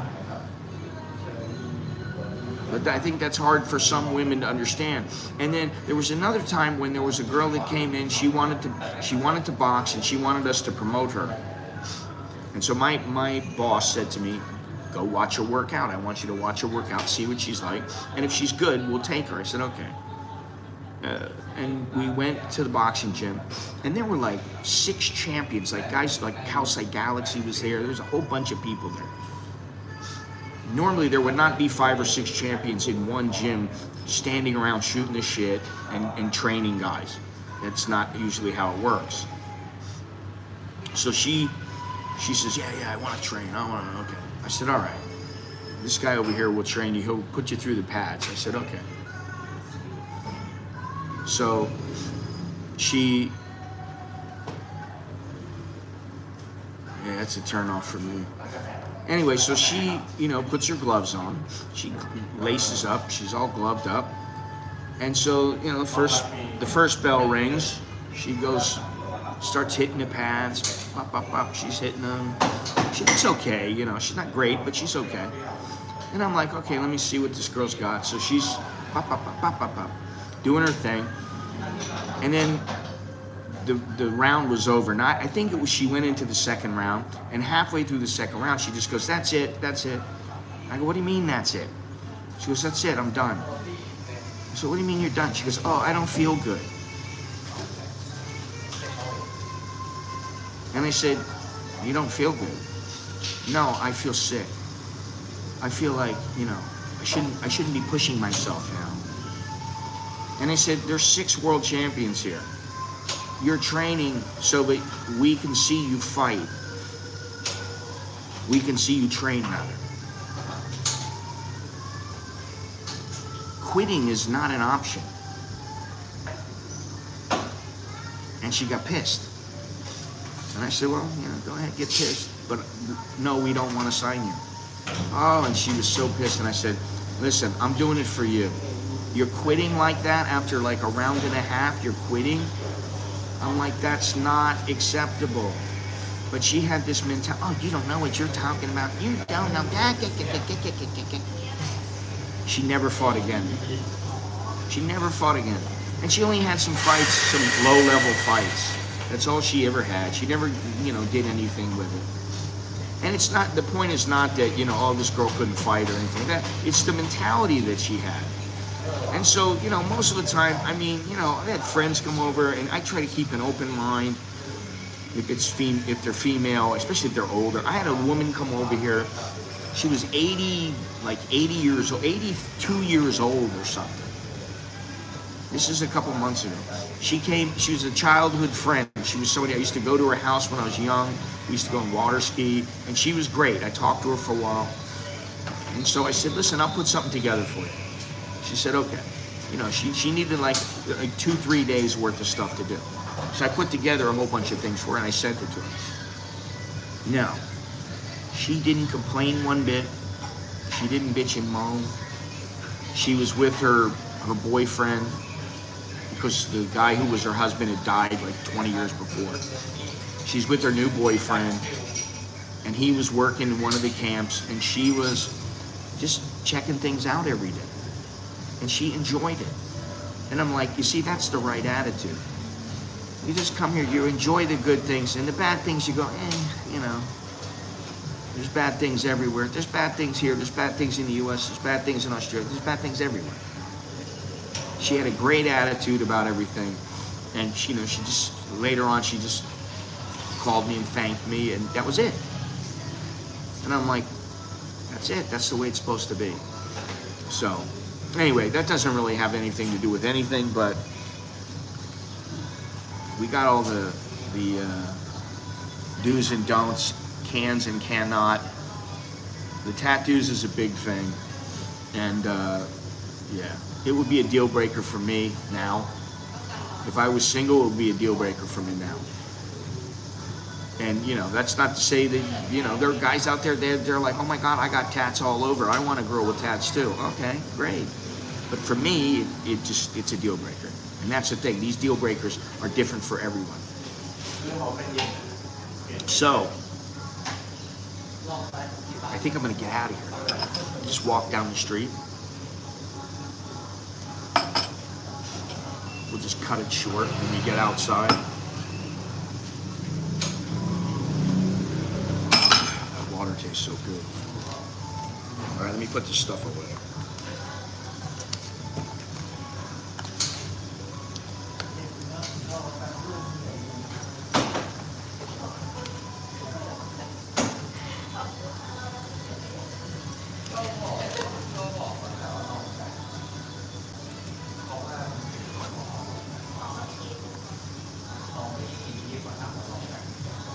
A cup for my double espresso. I don't know why they don't have small cups here, but I see one right over here. You see the green one right there. Anyway.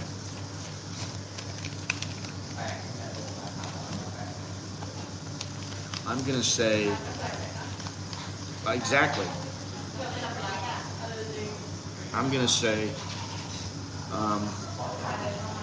this place is, can you let me hold a dollar? Hey man, can you let me hold a dollar? Oh God, that's funny. I wanna do a little bit of, oh God. Oh. Let me see what they got here. See, they got all this stuff up here. Wax. So this is just wax. I don't know why they have wax. They have a few sweets here. Carrot cake, pumpkin, ginger, banana bread.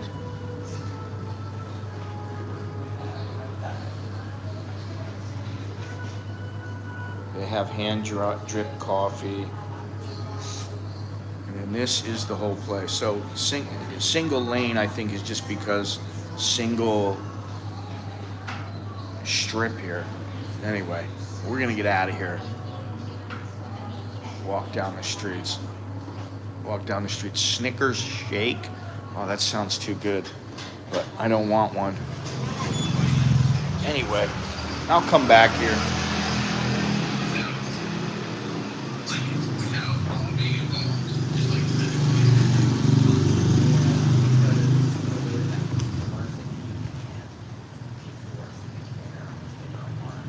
I had breakfast and coffee at Cracker Barrel today. Really?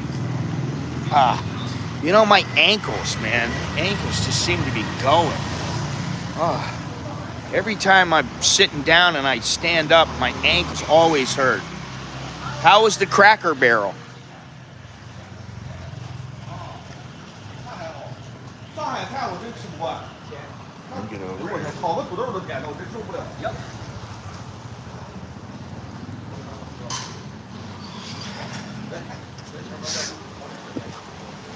Mr. Billy, you ought to know this area.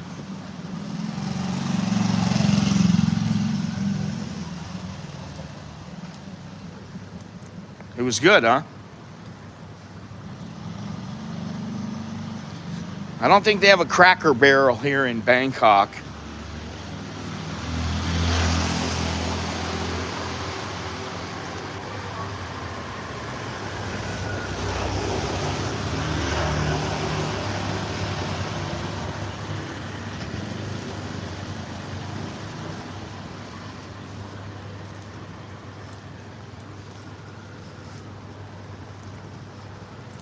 Do you know this area?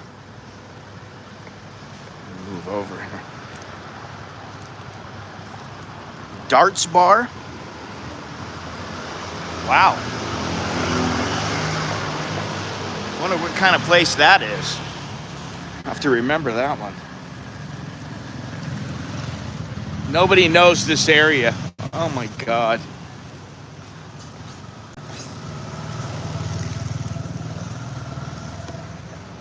Chicken fried steak, 2 over medium eggs, biscuits and gravy. Oh, you bastard. I like biscuits and gravy. I'm back on my diet again. We're right by the W, man.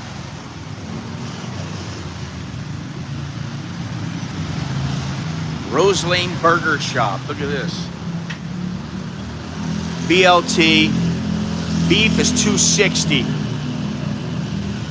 Classic $250. 150 grams. It's not even a quarter pounder. Wow. Listen, I found these burgers. You can get lamb burgers, you can get beef burgers. 720 grams for 4 of them, so 180 each. And 229 baht.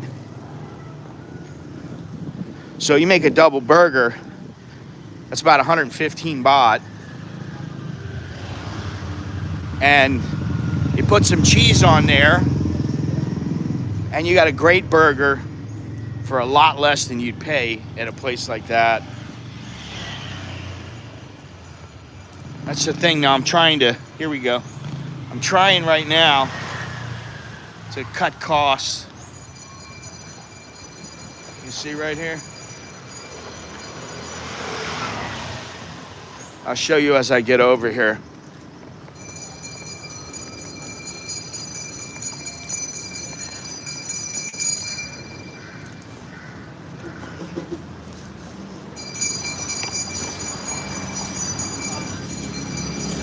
What do you got?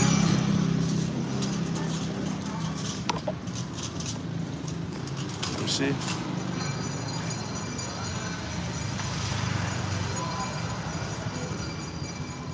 There you go. There's a chick with some tats. She had tats on her. Weed shops everywhere. This is a weed shop. Check it out.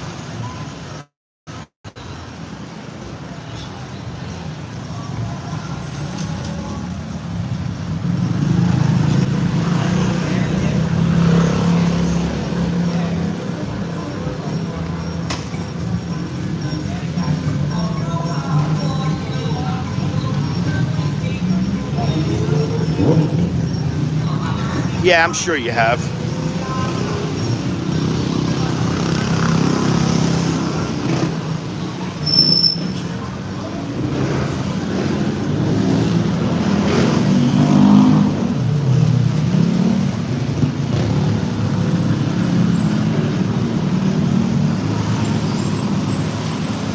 We are on Sukhumvit 71. Pretty Banamyong. Pretty Banamyong. And that used to be a person. Mr. Pretty Banamyong. Pad Thai, 70 baht.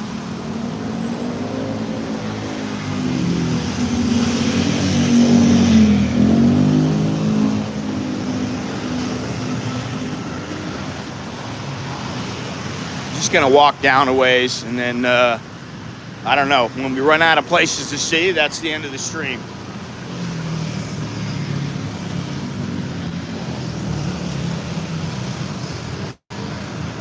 I walked this the other day, and I walked all the way to the boat. And it was it was longer than I thought. Oh, and I think it was you, Billy. You were like, no, it wasn't this street. It was another one, sorry. But that was the long walk that I took. I went from Bourbon Street all the way down to the pier. And the thing is the pier is not on that street, so you have to walk down to the right. When you hit the river, you have to walk down to the right, and then, yeah.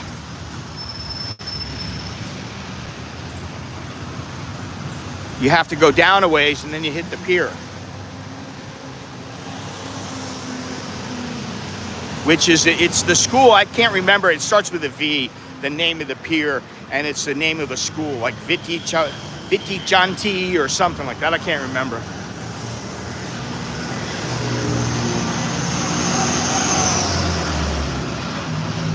Anyway, it's interesting. I just, it's nice to take a walk, even though it's a Tuesday. It feels, for some reason, today feels like a Sunday to me. I don't know why. I have no idea.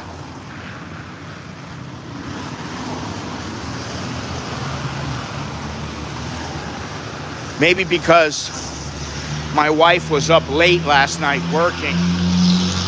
And since she was up, I couldn't get to sleep. So I stayed up really late, till like 1:30 in the morning. And then I woke up at like 5:30. So maybe that's what it is. I'm out of sorts.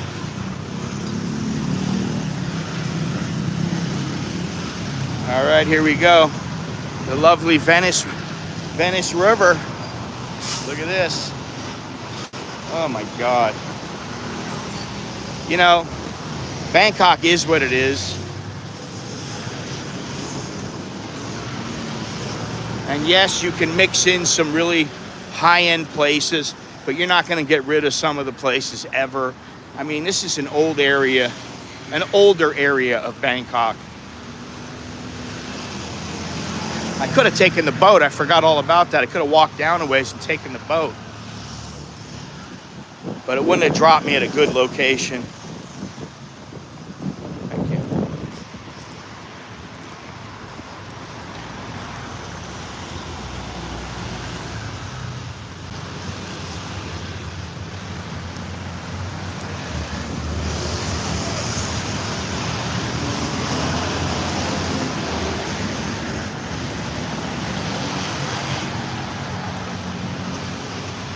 Oh, look at that. Imagine this, a 7-Eleven.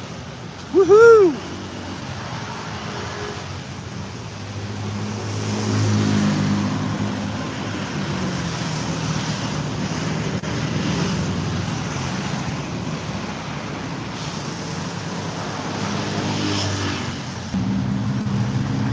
Wow, we lost a connection. I can't believe that. All right, we're coming upon Mac Value. You know Mac Value? Max Value. Oh, there it is. Max Value. There's a little coffee shop. No thanks.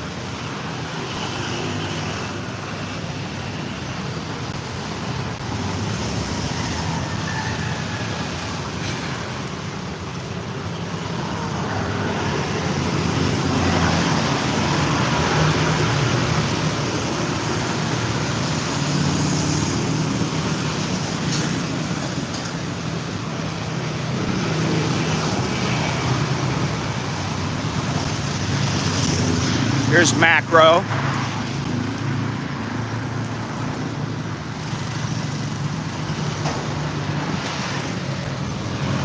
Max Value, MK, Bangkok Bank, which is quite large. You know, I have not really been in a bank for a long time. Just make sure you keep a little bit of money in your account. You move money in and out once in a while, and you in most cases you don't really need to go into the branch.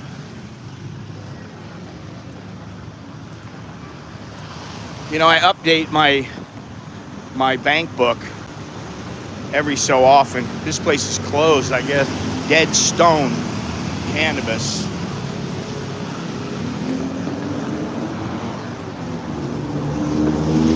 Closed.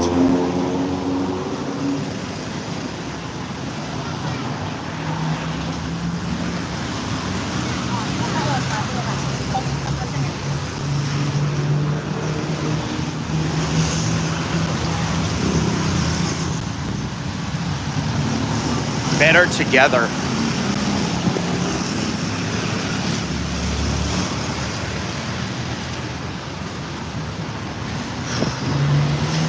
Whew.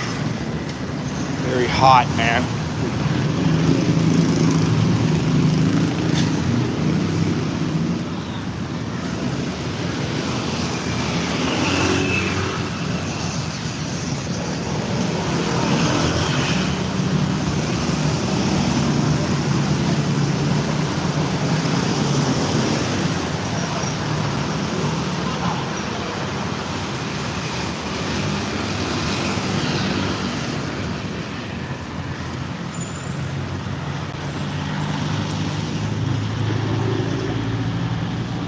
I really like the street walking views and commentary. Segment 71 was outside my stumbling radius back in the day.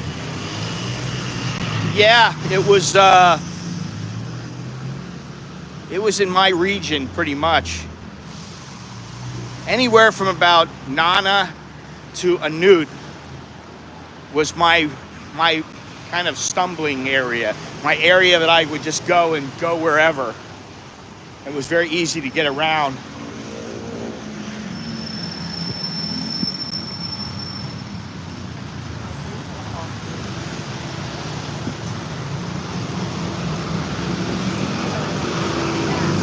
I used to go to Anut quite a bit.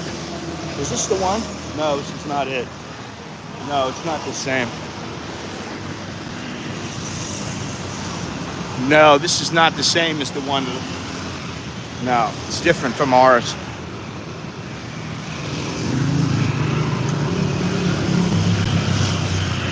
Yeah, you know,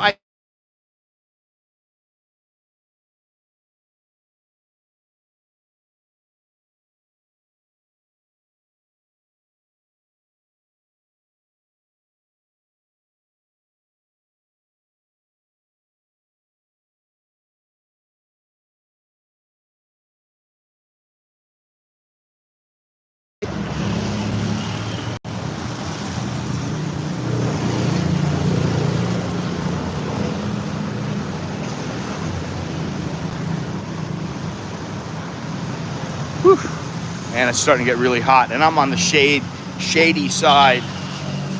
Well, do me a favor, leave a thumbs up, subscribe, click.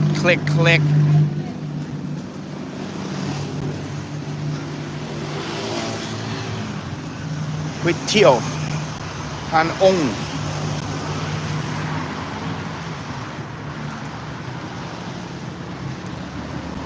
What is this?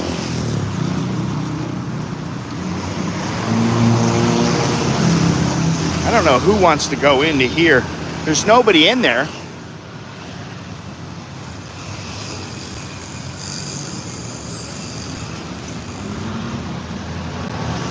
Anyway.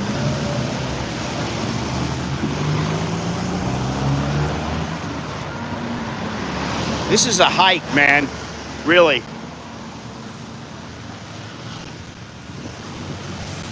I mean, it's not anything like where I'm walking 4 or 5 hours and, you know, it's a long ways away, but it's a bit of a hike in the heat.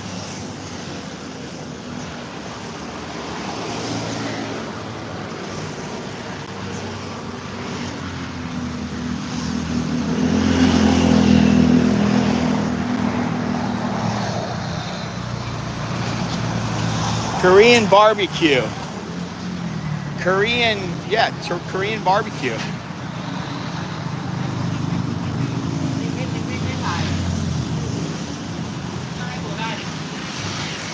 The eatery. So there's a couple of restaurants right there.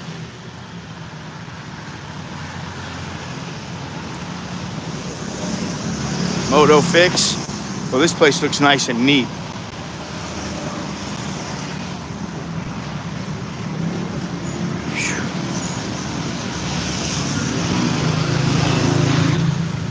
Yamaha, lawnmowers.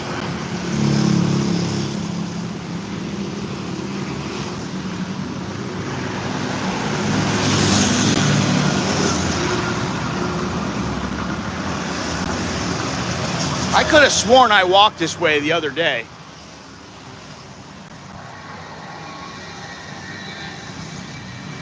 Ooh, what is this?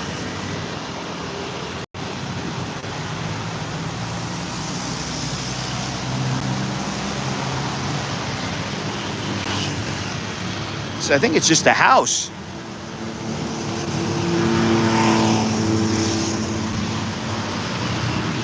Wow.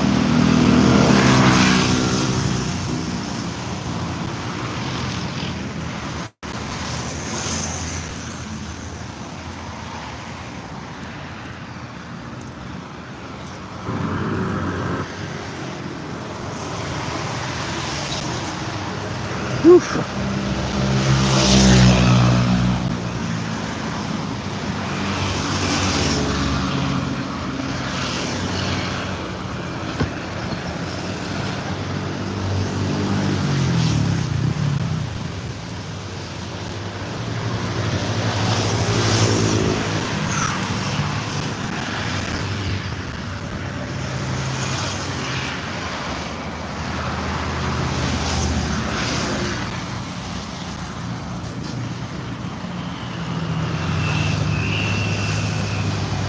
All right, what's this in here? Ikihas.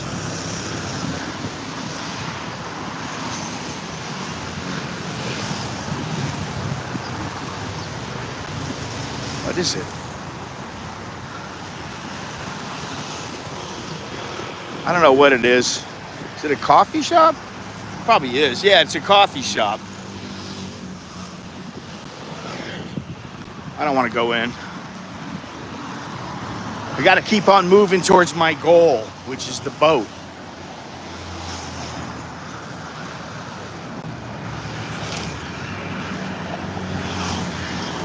There's a couple of people in here.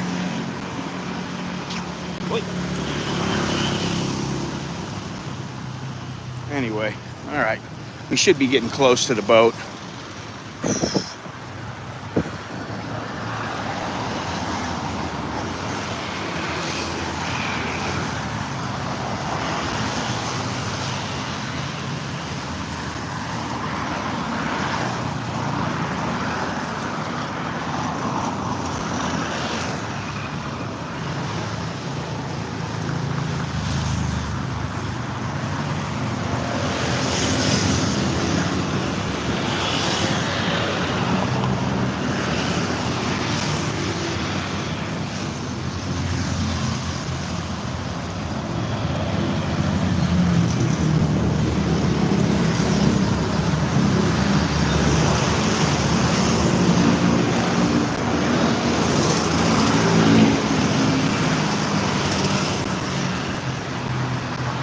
Woo. Oh man. I have no water. Sweating and I'm parched. But I am gonna walk to the boat regardless. It's not that far. So give it a few more minutes.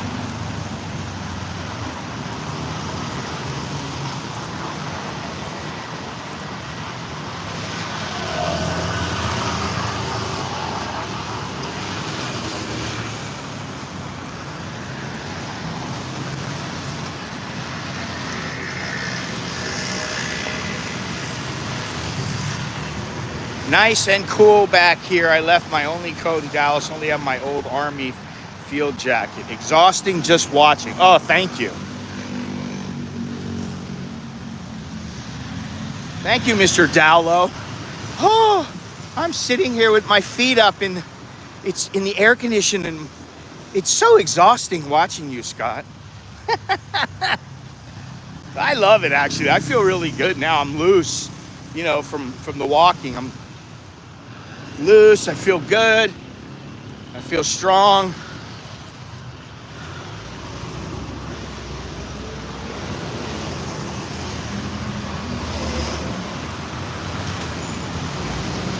Smells like incense.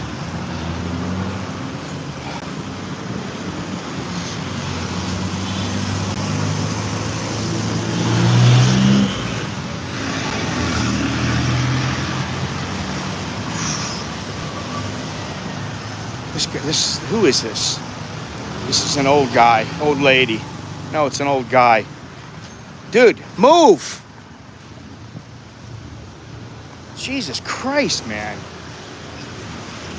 Guy cannot drive at all. He's like running over the sidewalk.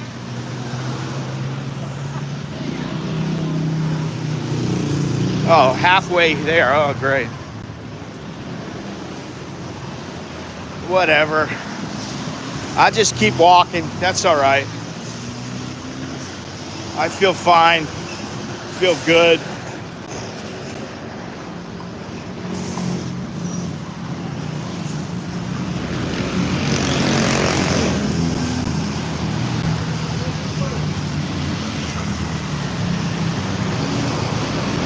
This is where all the security guards come from. I'm not on Ekamai.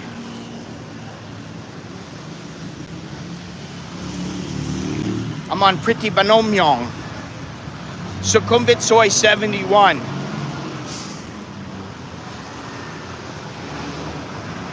So basically I go straight and then I have to take a left and go to the boat. If I remember correctly, which in this case I think I do.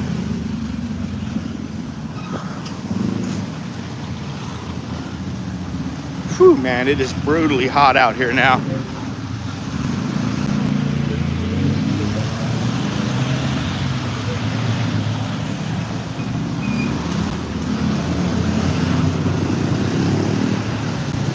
Well, it's always hot. Always. And, you know, when it's 79 or 78 or whatever, 76 is the low, and it goes up to 89, and the feel like temperature makes it to like 93, 95, then yeah, it gets hot.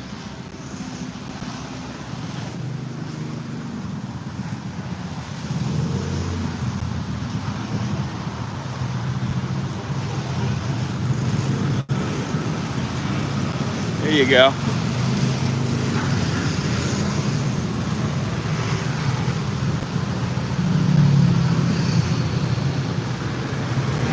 Mosque.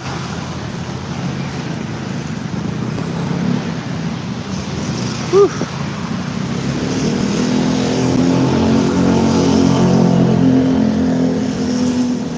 7-Eleven.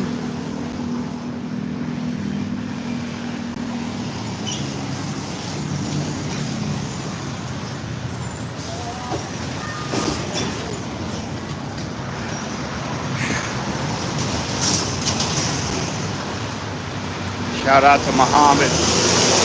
God. That's very nice of you, Dallo. Give Muhammad the shout out. All right.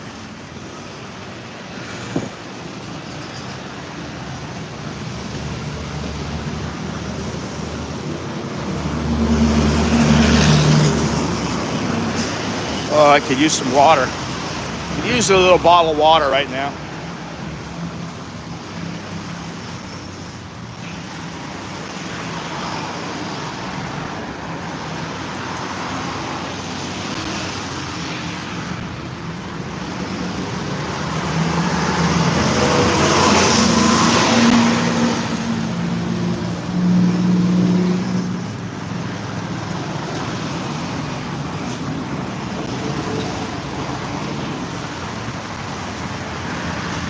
I'm out. Good luck on your journey.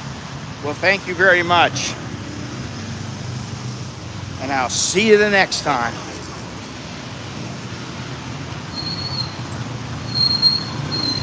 Thai Myanmar food. So, were you guys asking about Myanmar food? It's not open right now, but that's a place.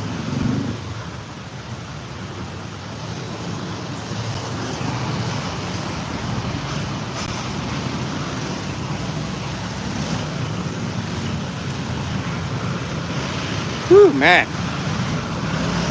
I should have taken a motorbike.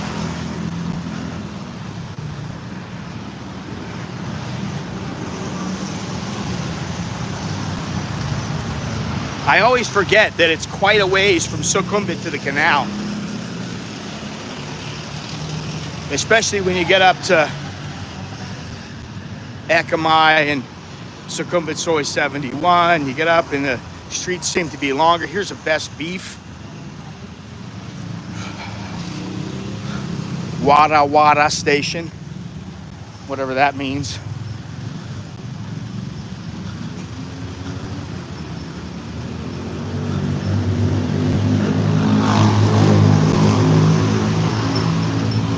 But here's the best beef. Best beef is a pretty good little place. Can't complain. It's pretty good. Right in here. I don't think it's open yet. Well, maybe it is. Maybe it's just opening up.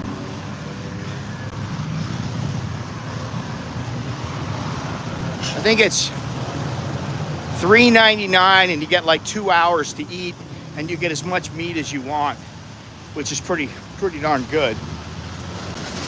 Whew, man.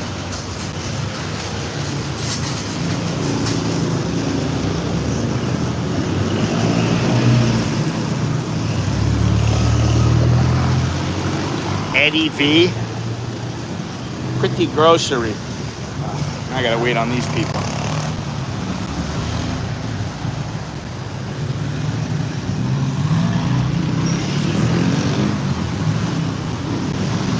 I've been to Best Beef. Now I've been there probably 5 times.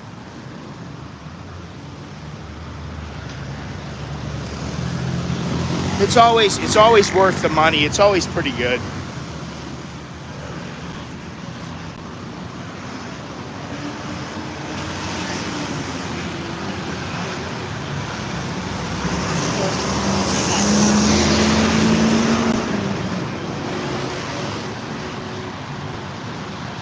Whew.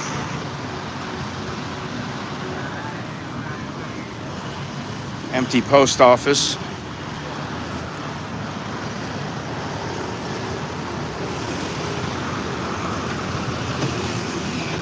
Oh man, that beef smells good there.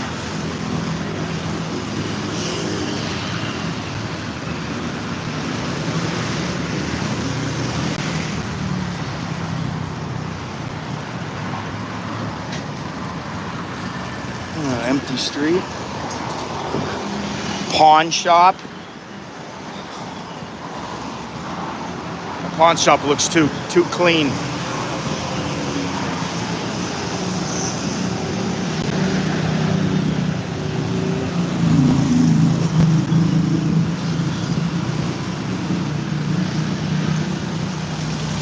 bus ran out of gas.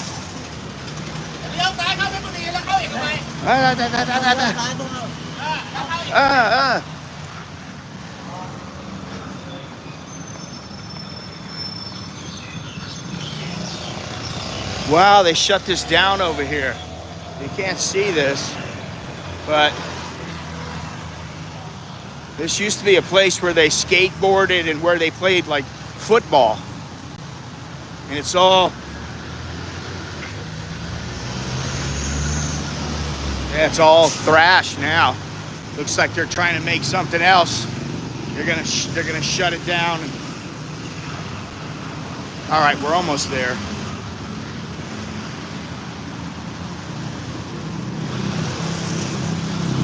I believe we're almost there. I don't know. I'm not sure.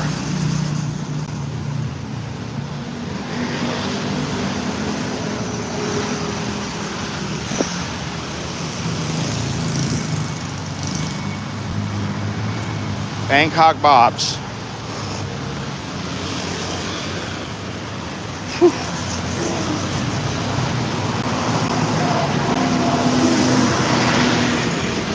It is a hot one.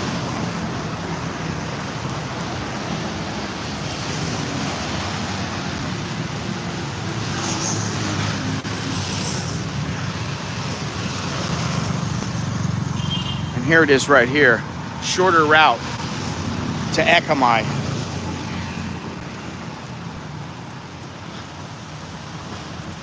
Is down the street right here.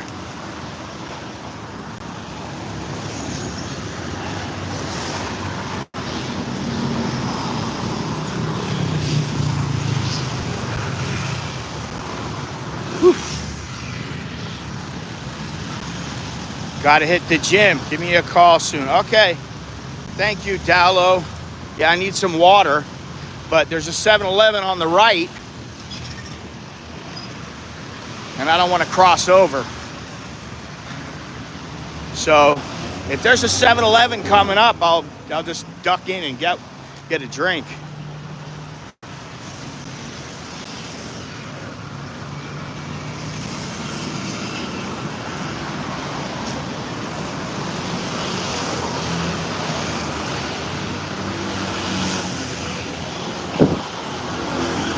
No, thank you.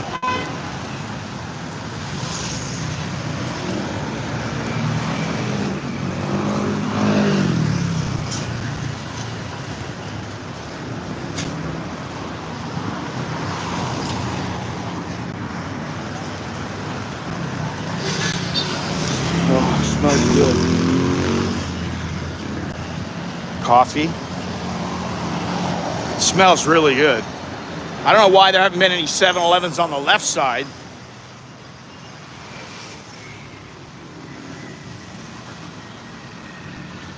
Pizza company over there. We're getting there. We're getting there. We're making progress, I'll say that.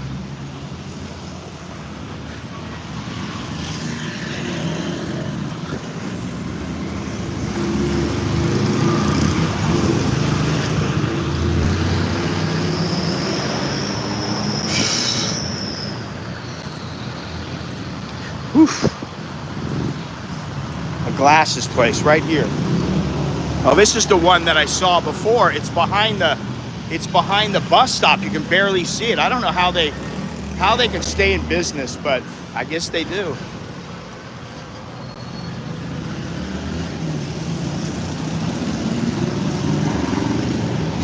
Fruit.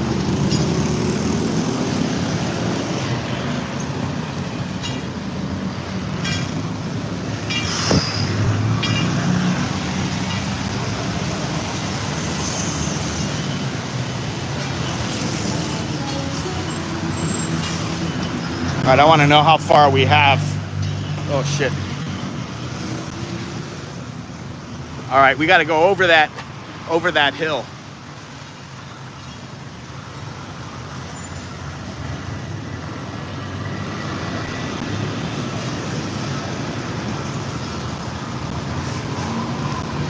Over the river. What is it? Over the river and through the something. To grandmother's house we'll go, over the river and through the rain. No, I don't know. And through the woods. Over the river and through the woods. To grandmother's house we go.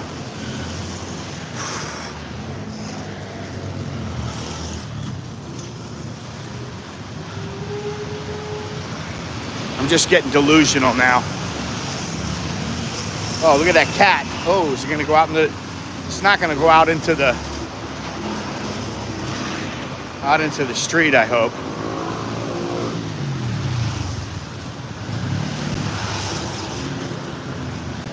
No, it's not that stupid.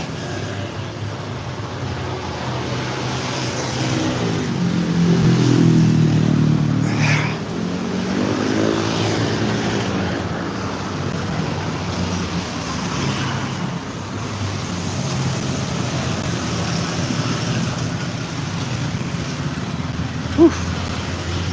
Another 7-Eleven to the right.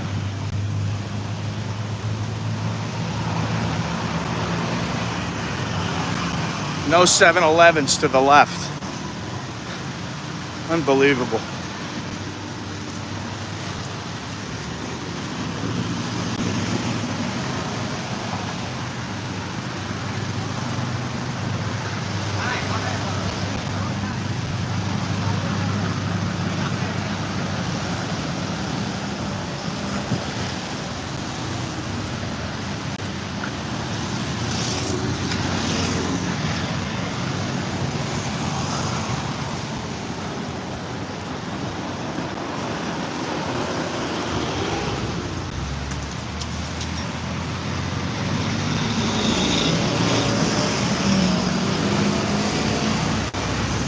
$69.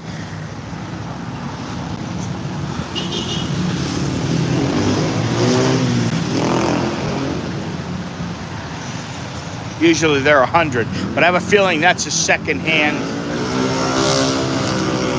pair of fisherman pants.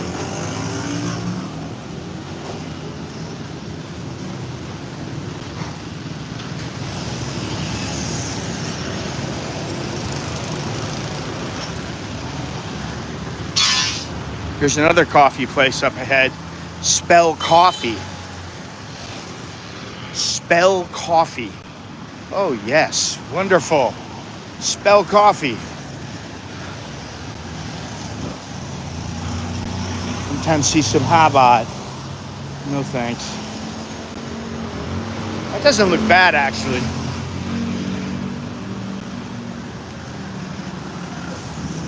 Thank you, Mr. Dallow. I don't know if I said that to you, but sorry. Thank you, though. Choke D to you. We're coming up to the bridge.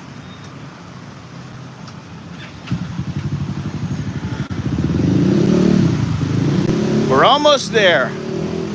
Woohoo!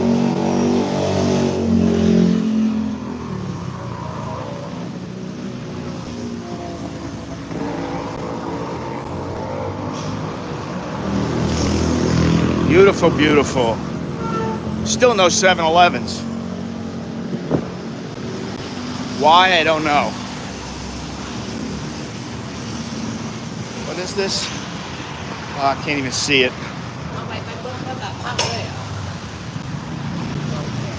Let's see here. I'm forever hitting my head on those low awnings. I think that's what it says. I don't have my glasses on.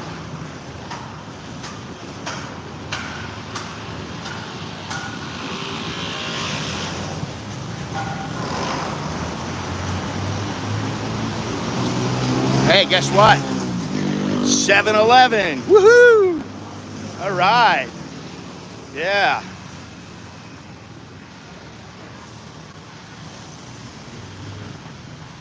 Time to hit it, baby.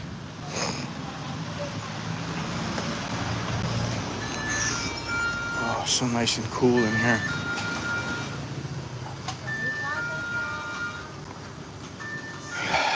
Here's the water.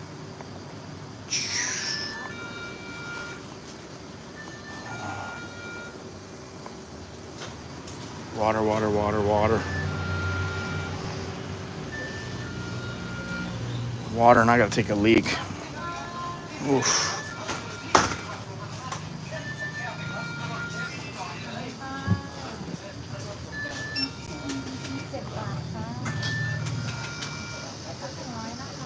Cup.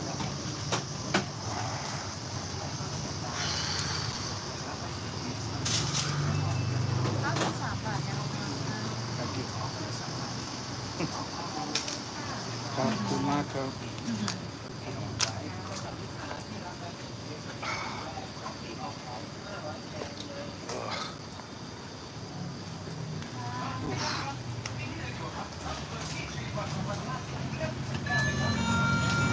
All right, that's that. Still wearing masks. Well, they wear masks all over the place.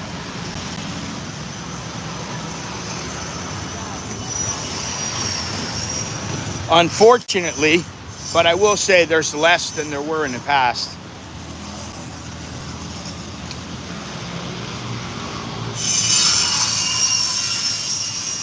Now, I believe I have to walk over and to the right. I'm not sure.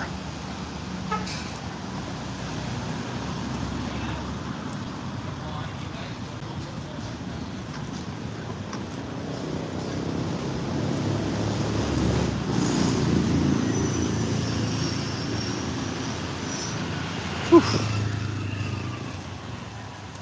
Could just hang out down here.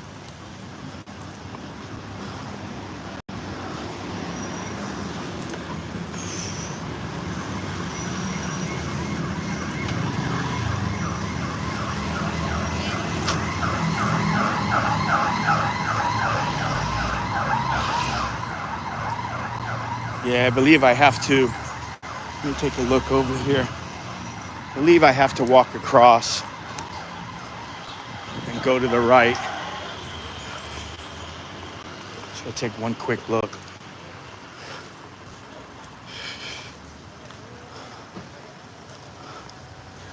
Oh, well, I can't tell right here. I'm gonna say yes, even though I can't really tell.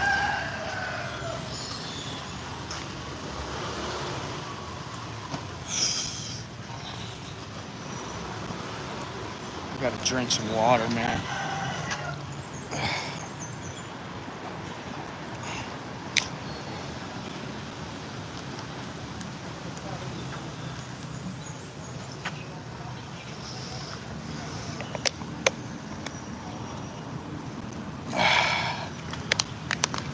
All right.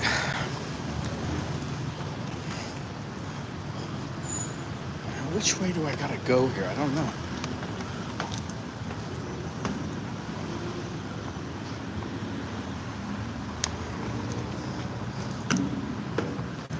Well, I gotta come up to the top and look.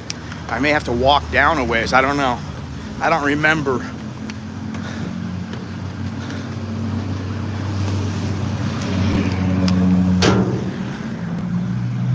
Oh, this is the turn. It's gonna be over here, I think.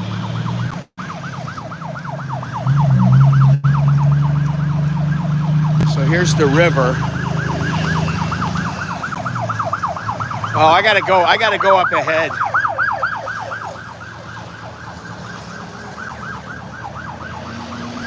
There is no boat stop over here. I have to walk up ahead, go all the way to the intersection, and then take a left and go across, and that's where the boat is. So no worries, we're almost there.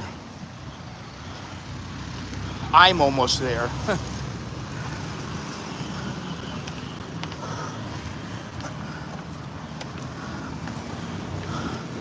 I gotta take a leak, man.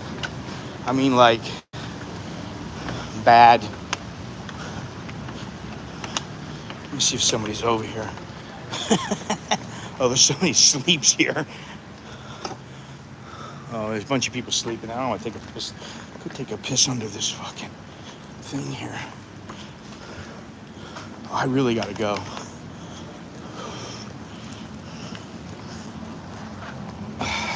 Hang on there, boys and girls.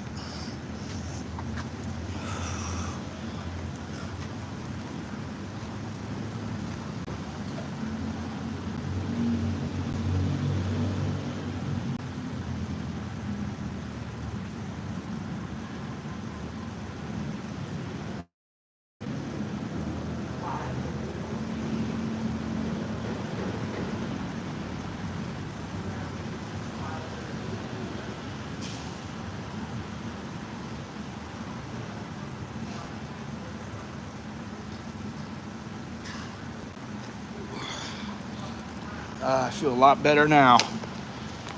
Whew. Oh, man. All right, I think I go this way.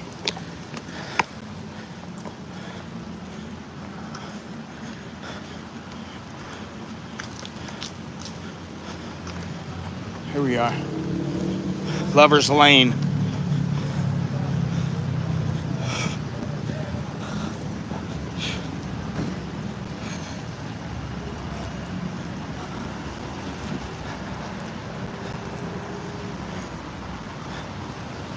Nothing going on here.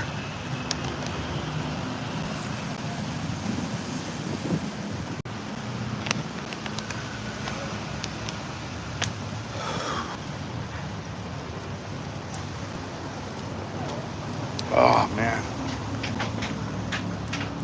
this looks like Klong Doi.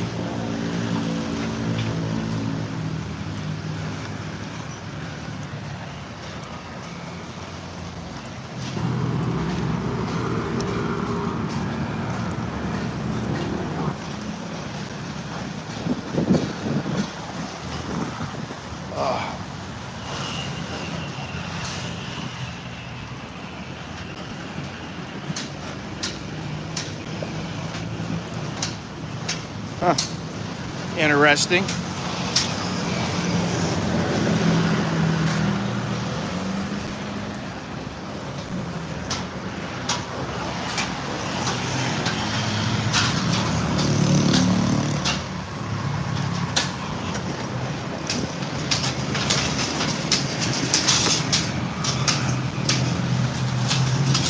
All right, you see that bridge over there? That's where we're going.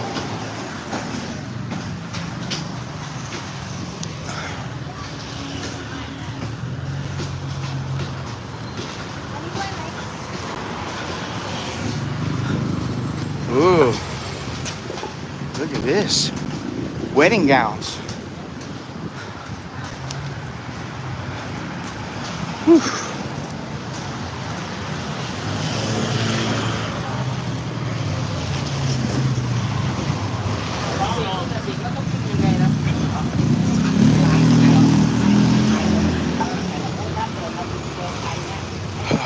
Man, at least I can see the light at the end of the tunnel. There's the market over here. Tops. Cafe Amazon. Oh, all these wonderful places. And on this side, we have almost nothing. Just places selling motorbikes and cars and repairing motorbikes.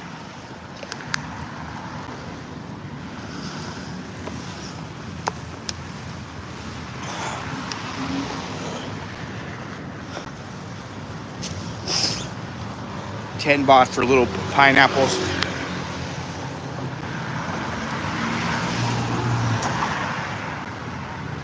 Ah, yes. Now I'm hydrating again.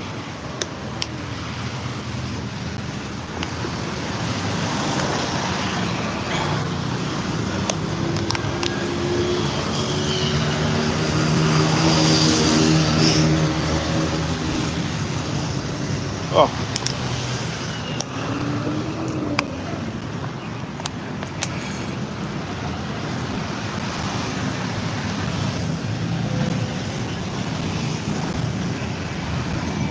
Another 7-Eleven.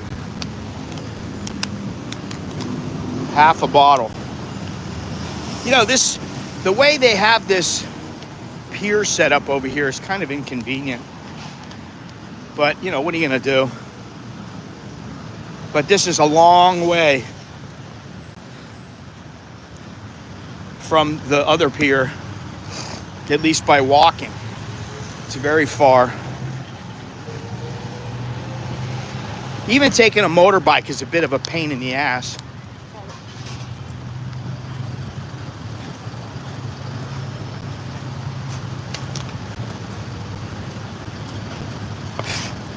All right, so if you keep going straight, it's going to run right into Ramkhamhaeng Road.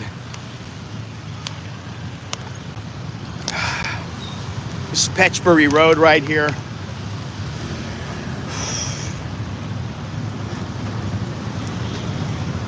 I want to go across. Let me see if I can get over here.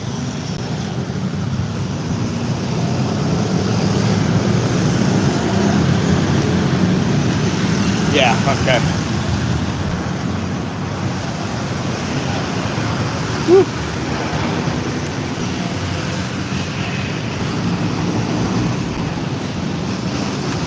When I say it's hot, I'm not joking. It is hot. Ugh.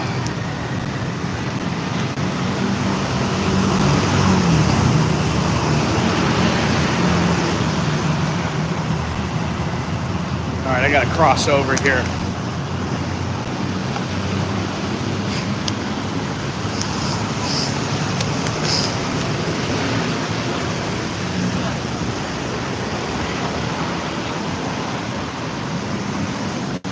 Does not look like I'll be crossing over in the next couple of seconds. Why are you stopping? Is there a bus stop there?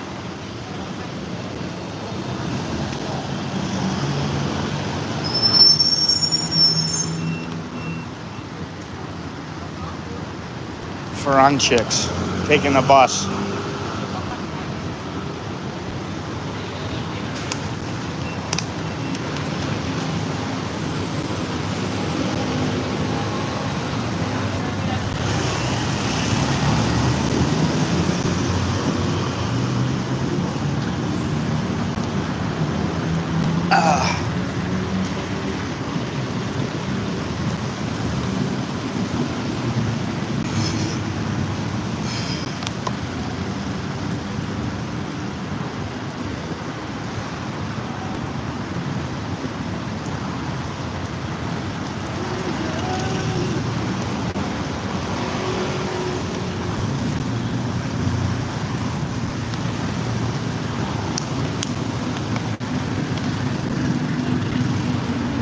Look at this. I'm hungry. Mukata. Mukata, sorry.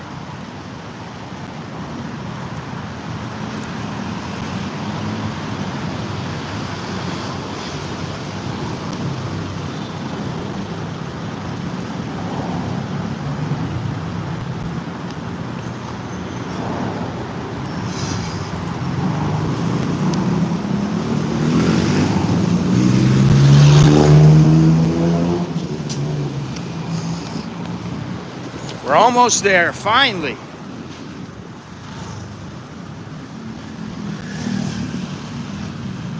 A hop, skip, and a jump. I think this is Tonglor, if I'm not mistaken. The Tonglor Pier, I think that's what it is. What do I know?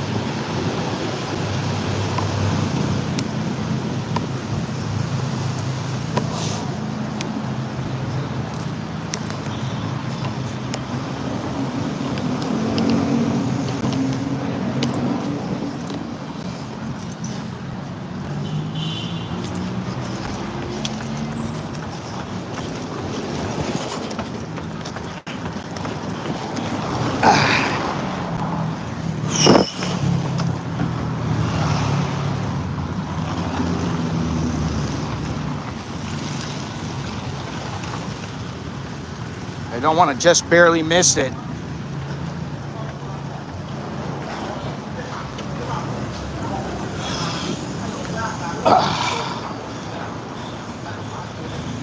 Oh, this is Sapan Klongtun.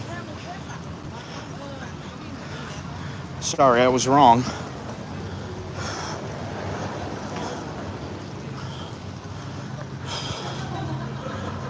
All right, we're here. All these Japanese.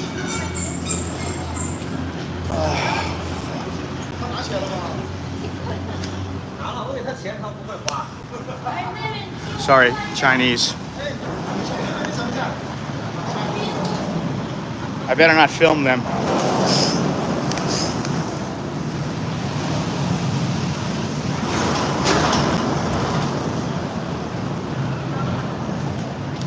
Whew. Look at this. Red and sweaty. When I get home, I am going to jump in the shower, take an ice cold shower, and then I'm going to lay on the sofa in front of the air conditioner. Here comes the boat.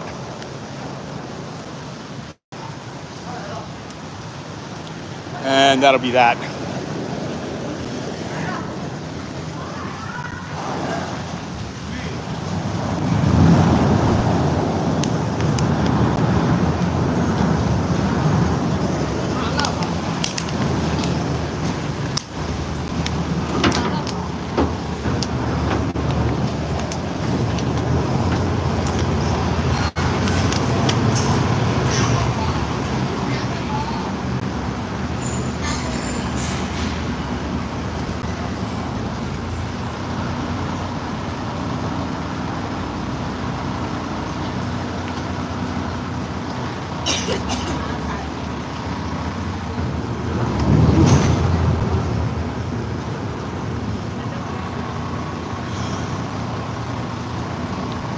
All right, we made it. Mission accomplished. The mall bunk of it.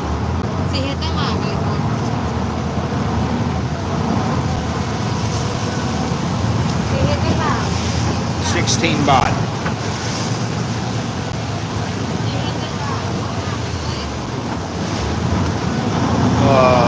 Yes, indeed. Here we go.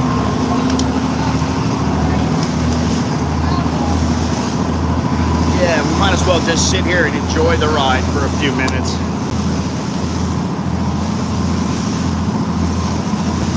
Plenty of seats available.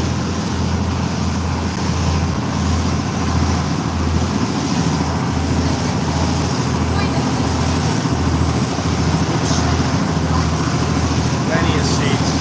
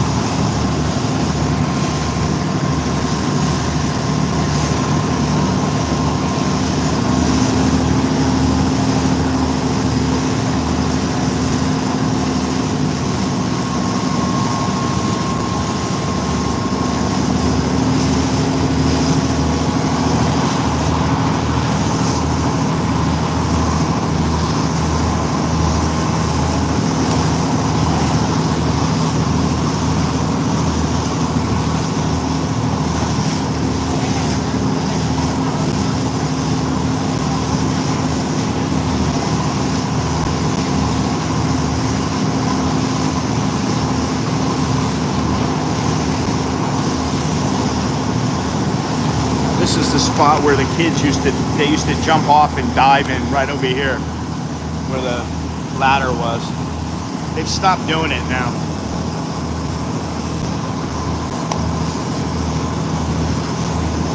And over here, they used to jump off that green thing.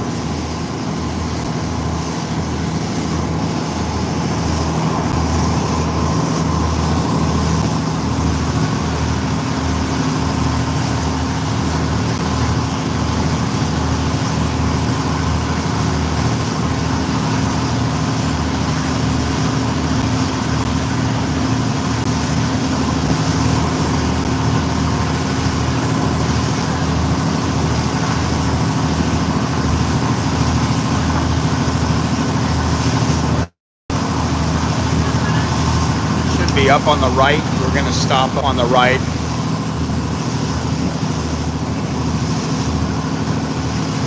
Soon.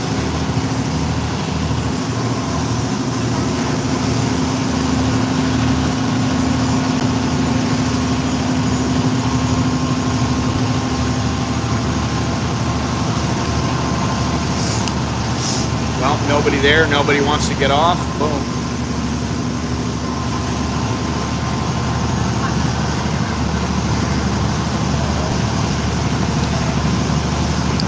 That would stop right at the Mall 3.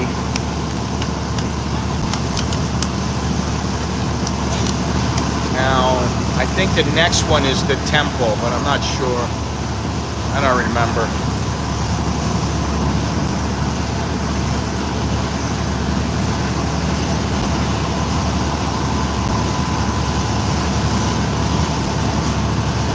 Yeah, see, this is the temple right here. But they're not stopping. Alright, well maybe they're going to stop up ahead here.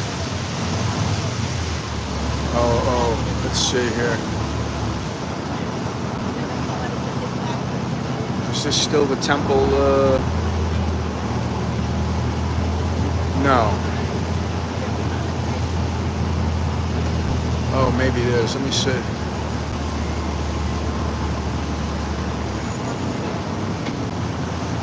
This is Ramkampang 29, and no, it is not the temple, and these people are all waiting.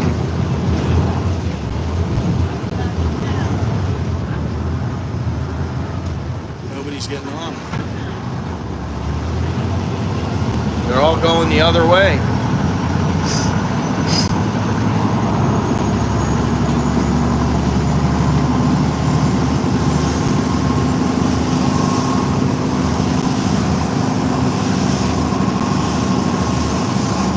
I think the next stop is the FBT, but I'm not sure. I'm never sure. I always forget. No, it's not FBT. This is the temple.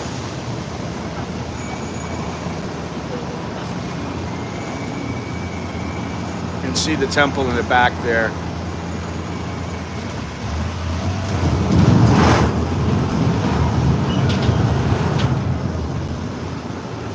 Yeah, Wat Tiplila, which is, let me think here. I think it's, is it 39/1? I think it's 39/1. So here's the temple.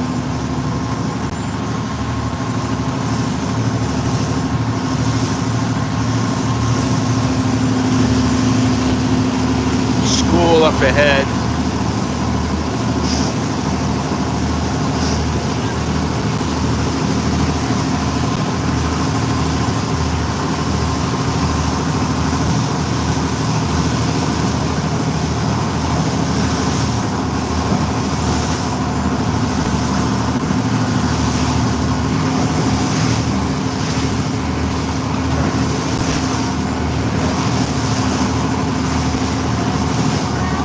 Rough waters.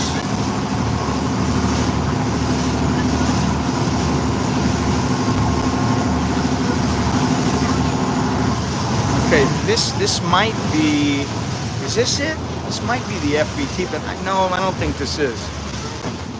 This is Ramkampang Pier. No, this is not it. No.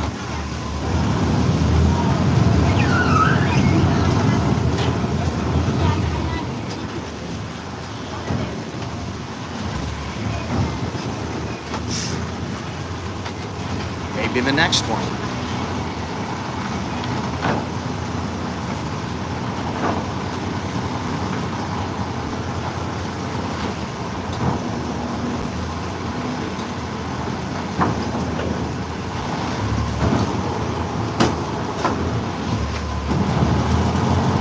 And we're off.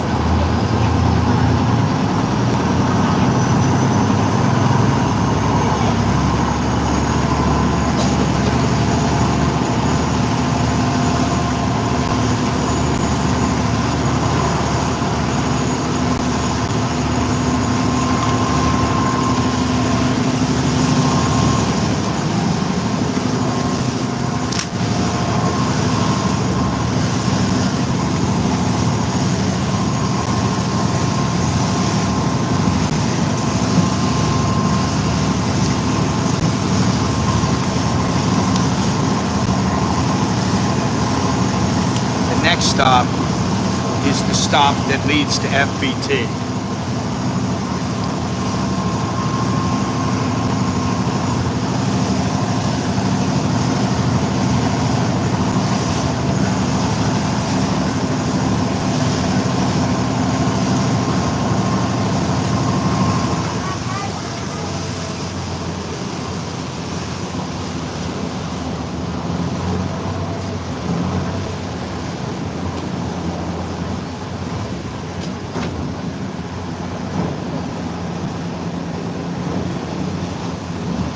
Now,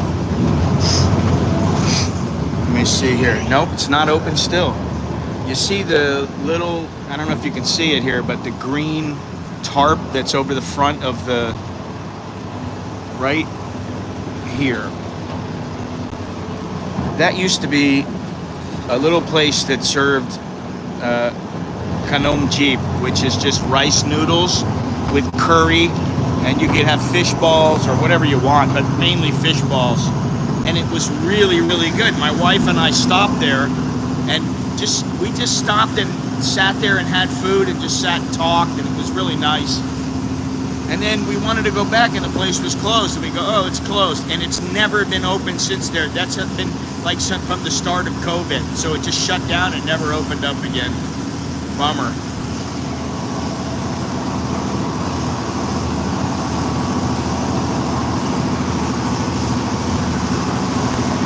I think maybe, let me think here, 3 more stops until the Mall Bangkok.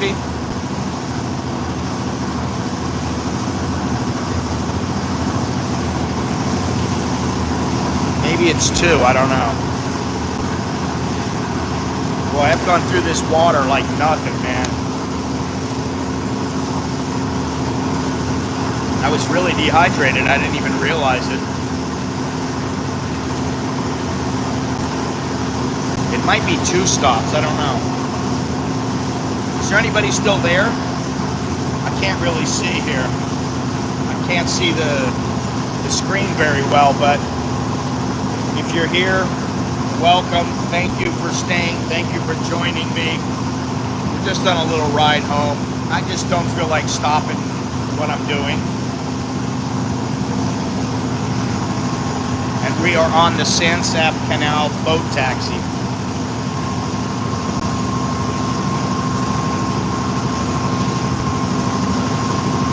Whether you feel like joining the chat or not, do me a favor, click the like button, smash the like button, subscribe, join, hit the notification bell, hit the VIP part where you become a member of the YouTube channel. Go down in the description. Send me an email at anamerikaninbangkok@gmail.com. All right, nobody's getting off here. This is Wat Glang. This is the exit before the Mall Bangkok. So a lot of people, most people will be getting off at the next exit.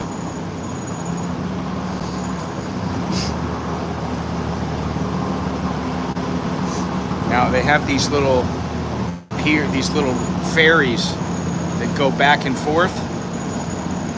You see here? And there's a guy that sits in there on a little chair, and he pumps the thing across like on a on a bicycle sprocket, and that's how you get across the river. Some guy just cycles for you and you get across. So there should be somebody sitting in here right now. Oh no, is this one? Well, yeah, there's nobody there, so you won't be going across on that ferry.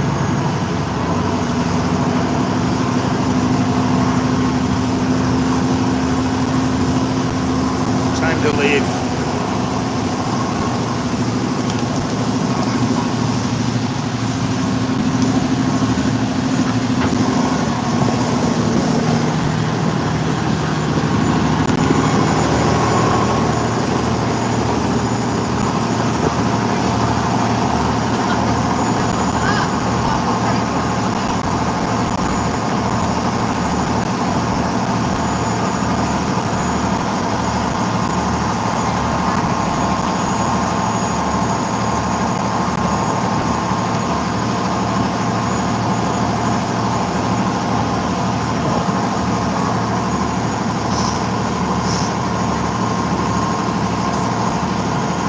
this is Tawana, right here, which is next to the mall.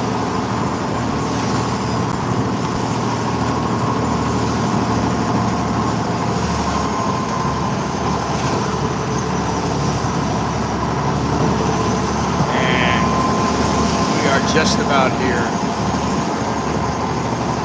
Welcome to the Mall Life Store.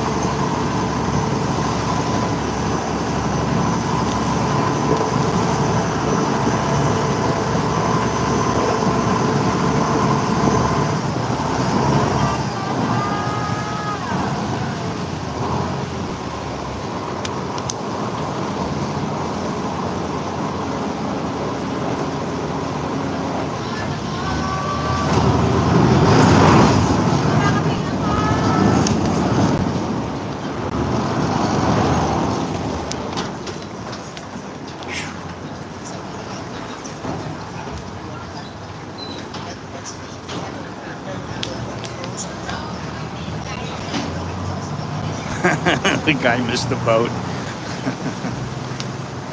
Hello.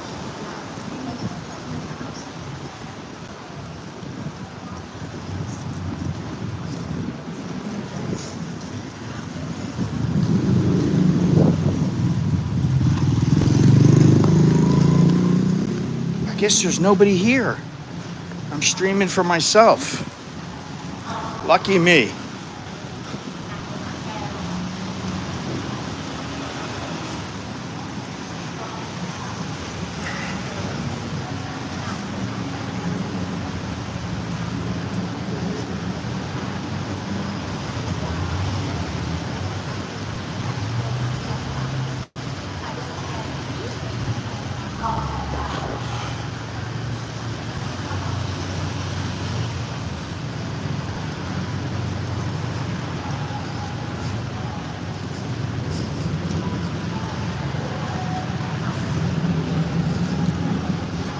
This bread place has some fantastic bread, but I always stay away from it because there's so much stuff. There's so much stuff. Look at this. There's chocolate. There's chocolate. There's cheese croissant. Look at this over here. Look at this. Double cheese taste. Look at that. Messy chocolate. Chocolate muffin. I have to stay away from that. Oh, well, you're real late, but, you know, still, what is it still wearing? Well, yes, you're very late, because I'm almost done here. But I did make it a long stream this time, just because.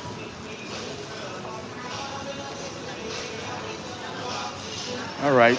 Whew. Nice and cool in here. Oh, it's so nice. Fantastic. And, you know, I may just walk right over and go to Happy Land. Because I just want to go home. It's 12 o'clock. I don't have anything to get here. Well, I could get some cheese.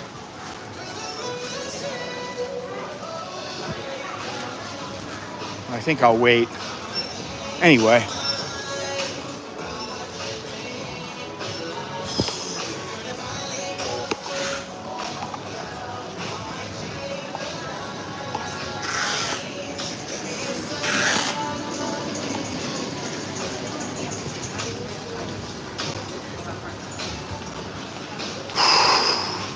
Actually, I think what I'm going to do is just sit down.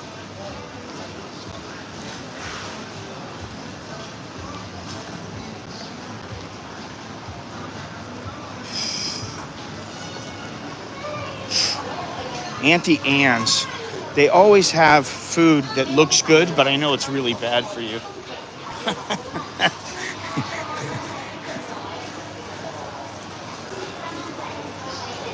It looks really good, but it's really bad. CPS coffee.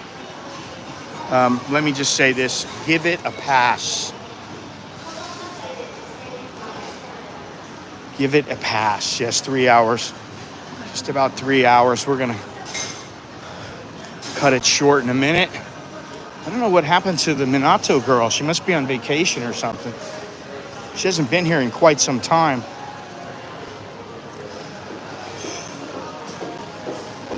Oh, there she is. I was wondering where she was.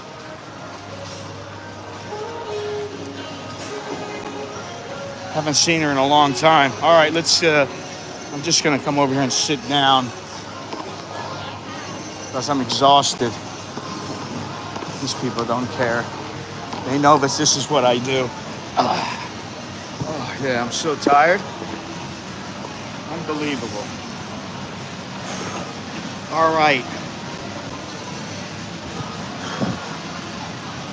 That was a journey.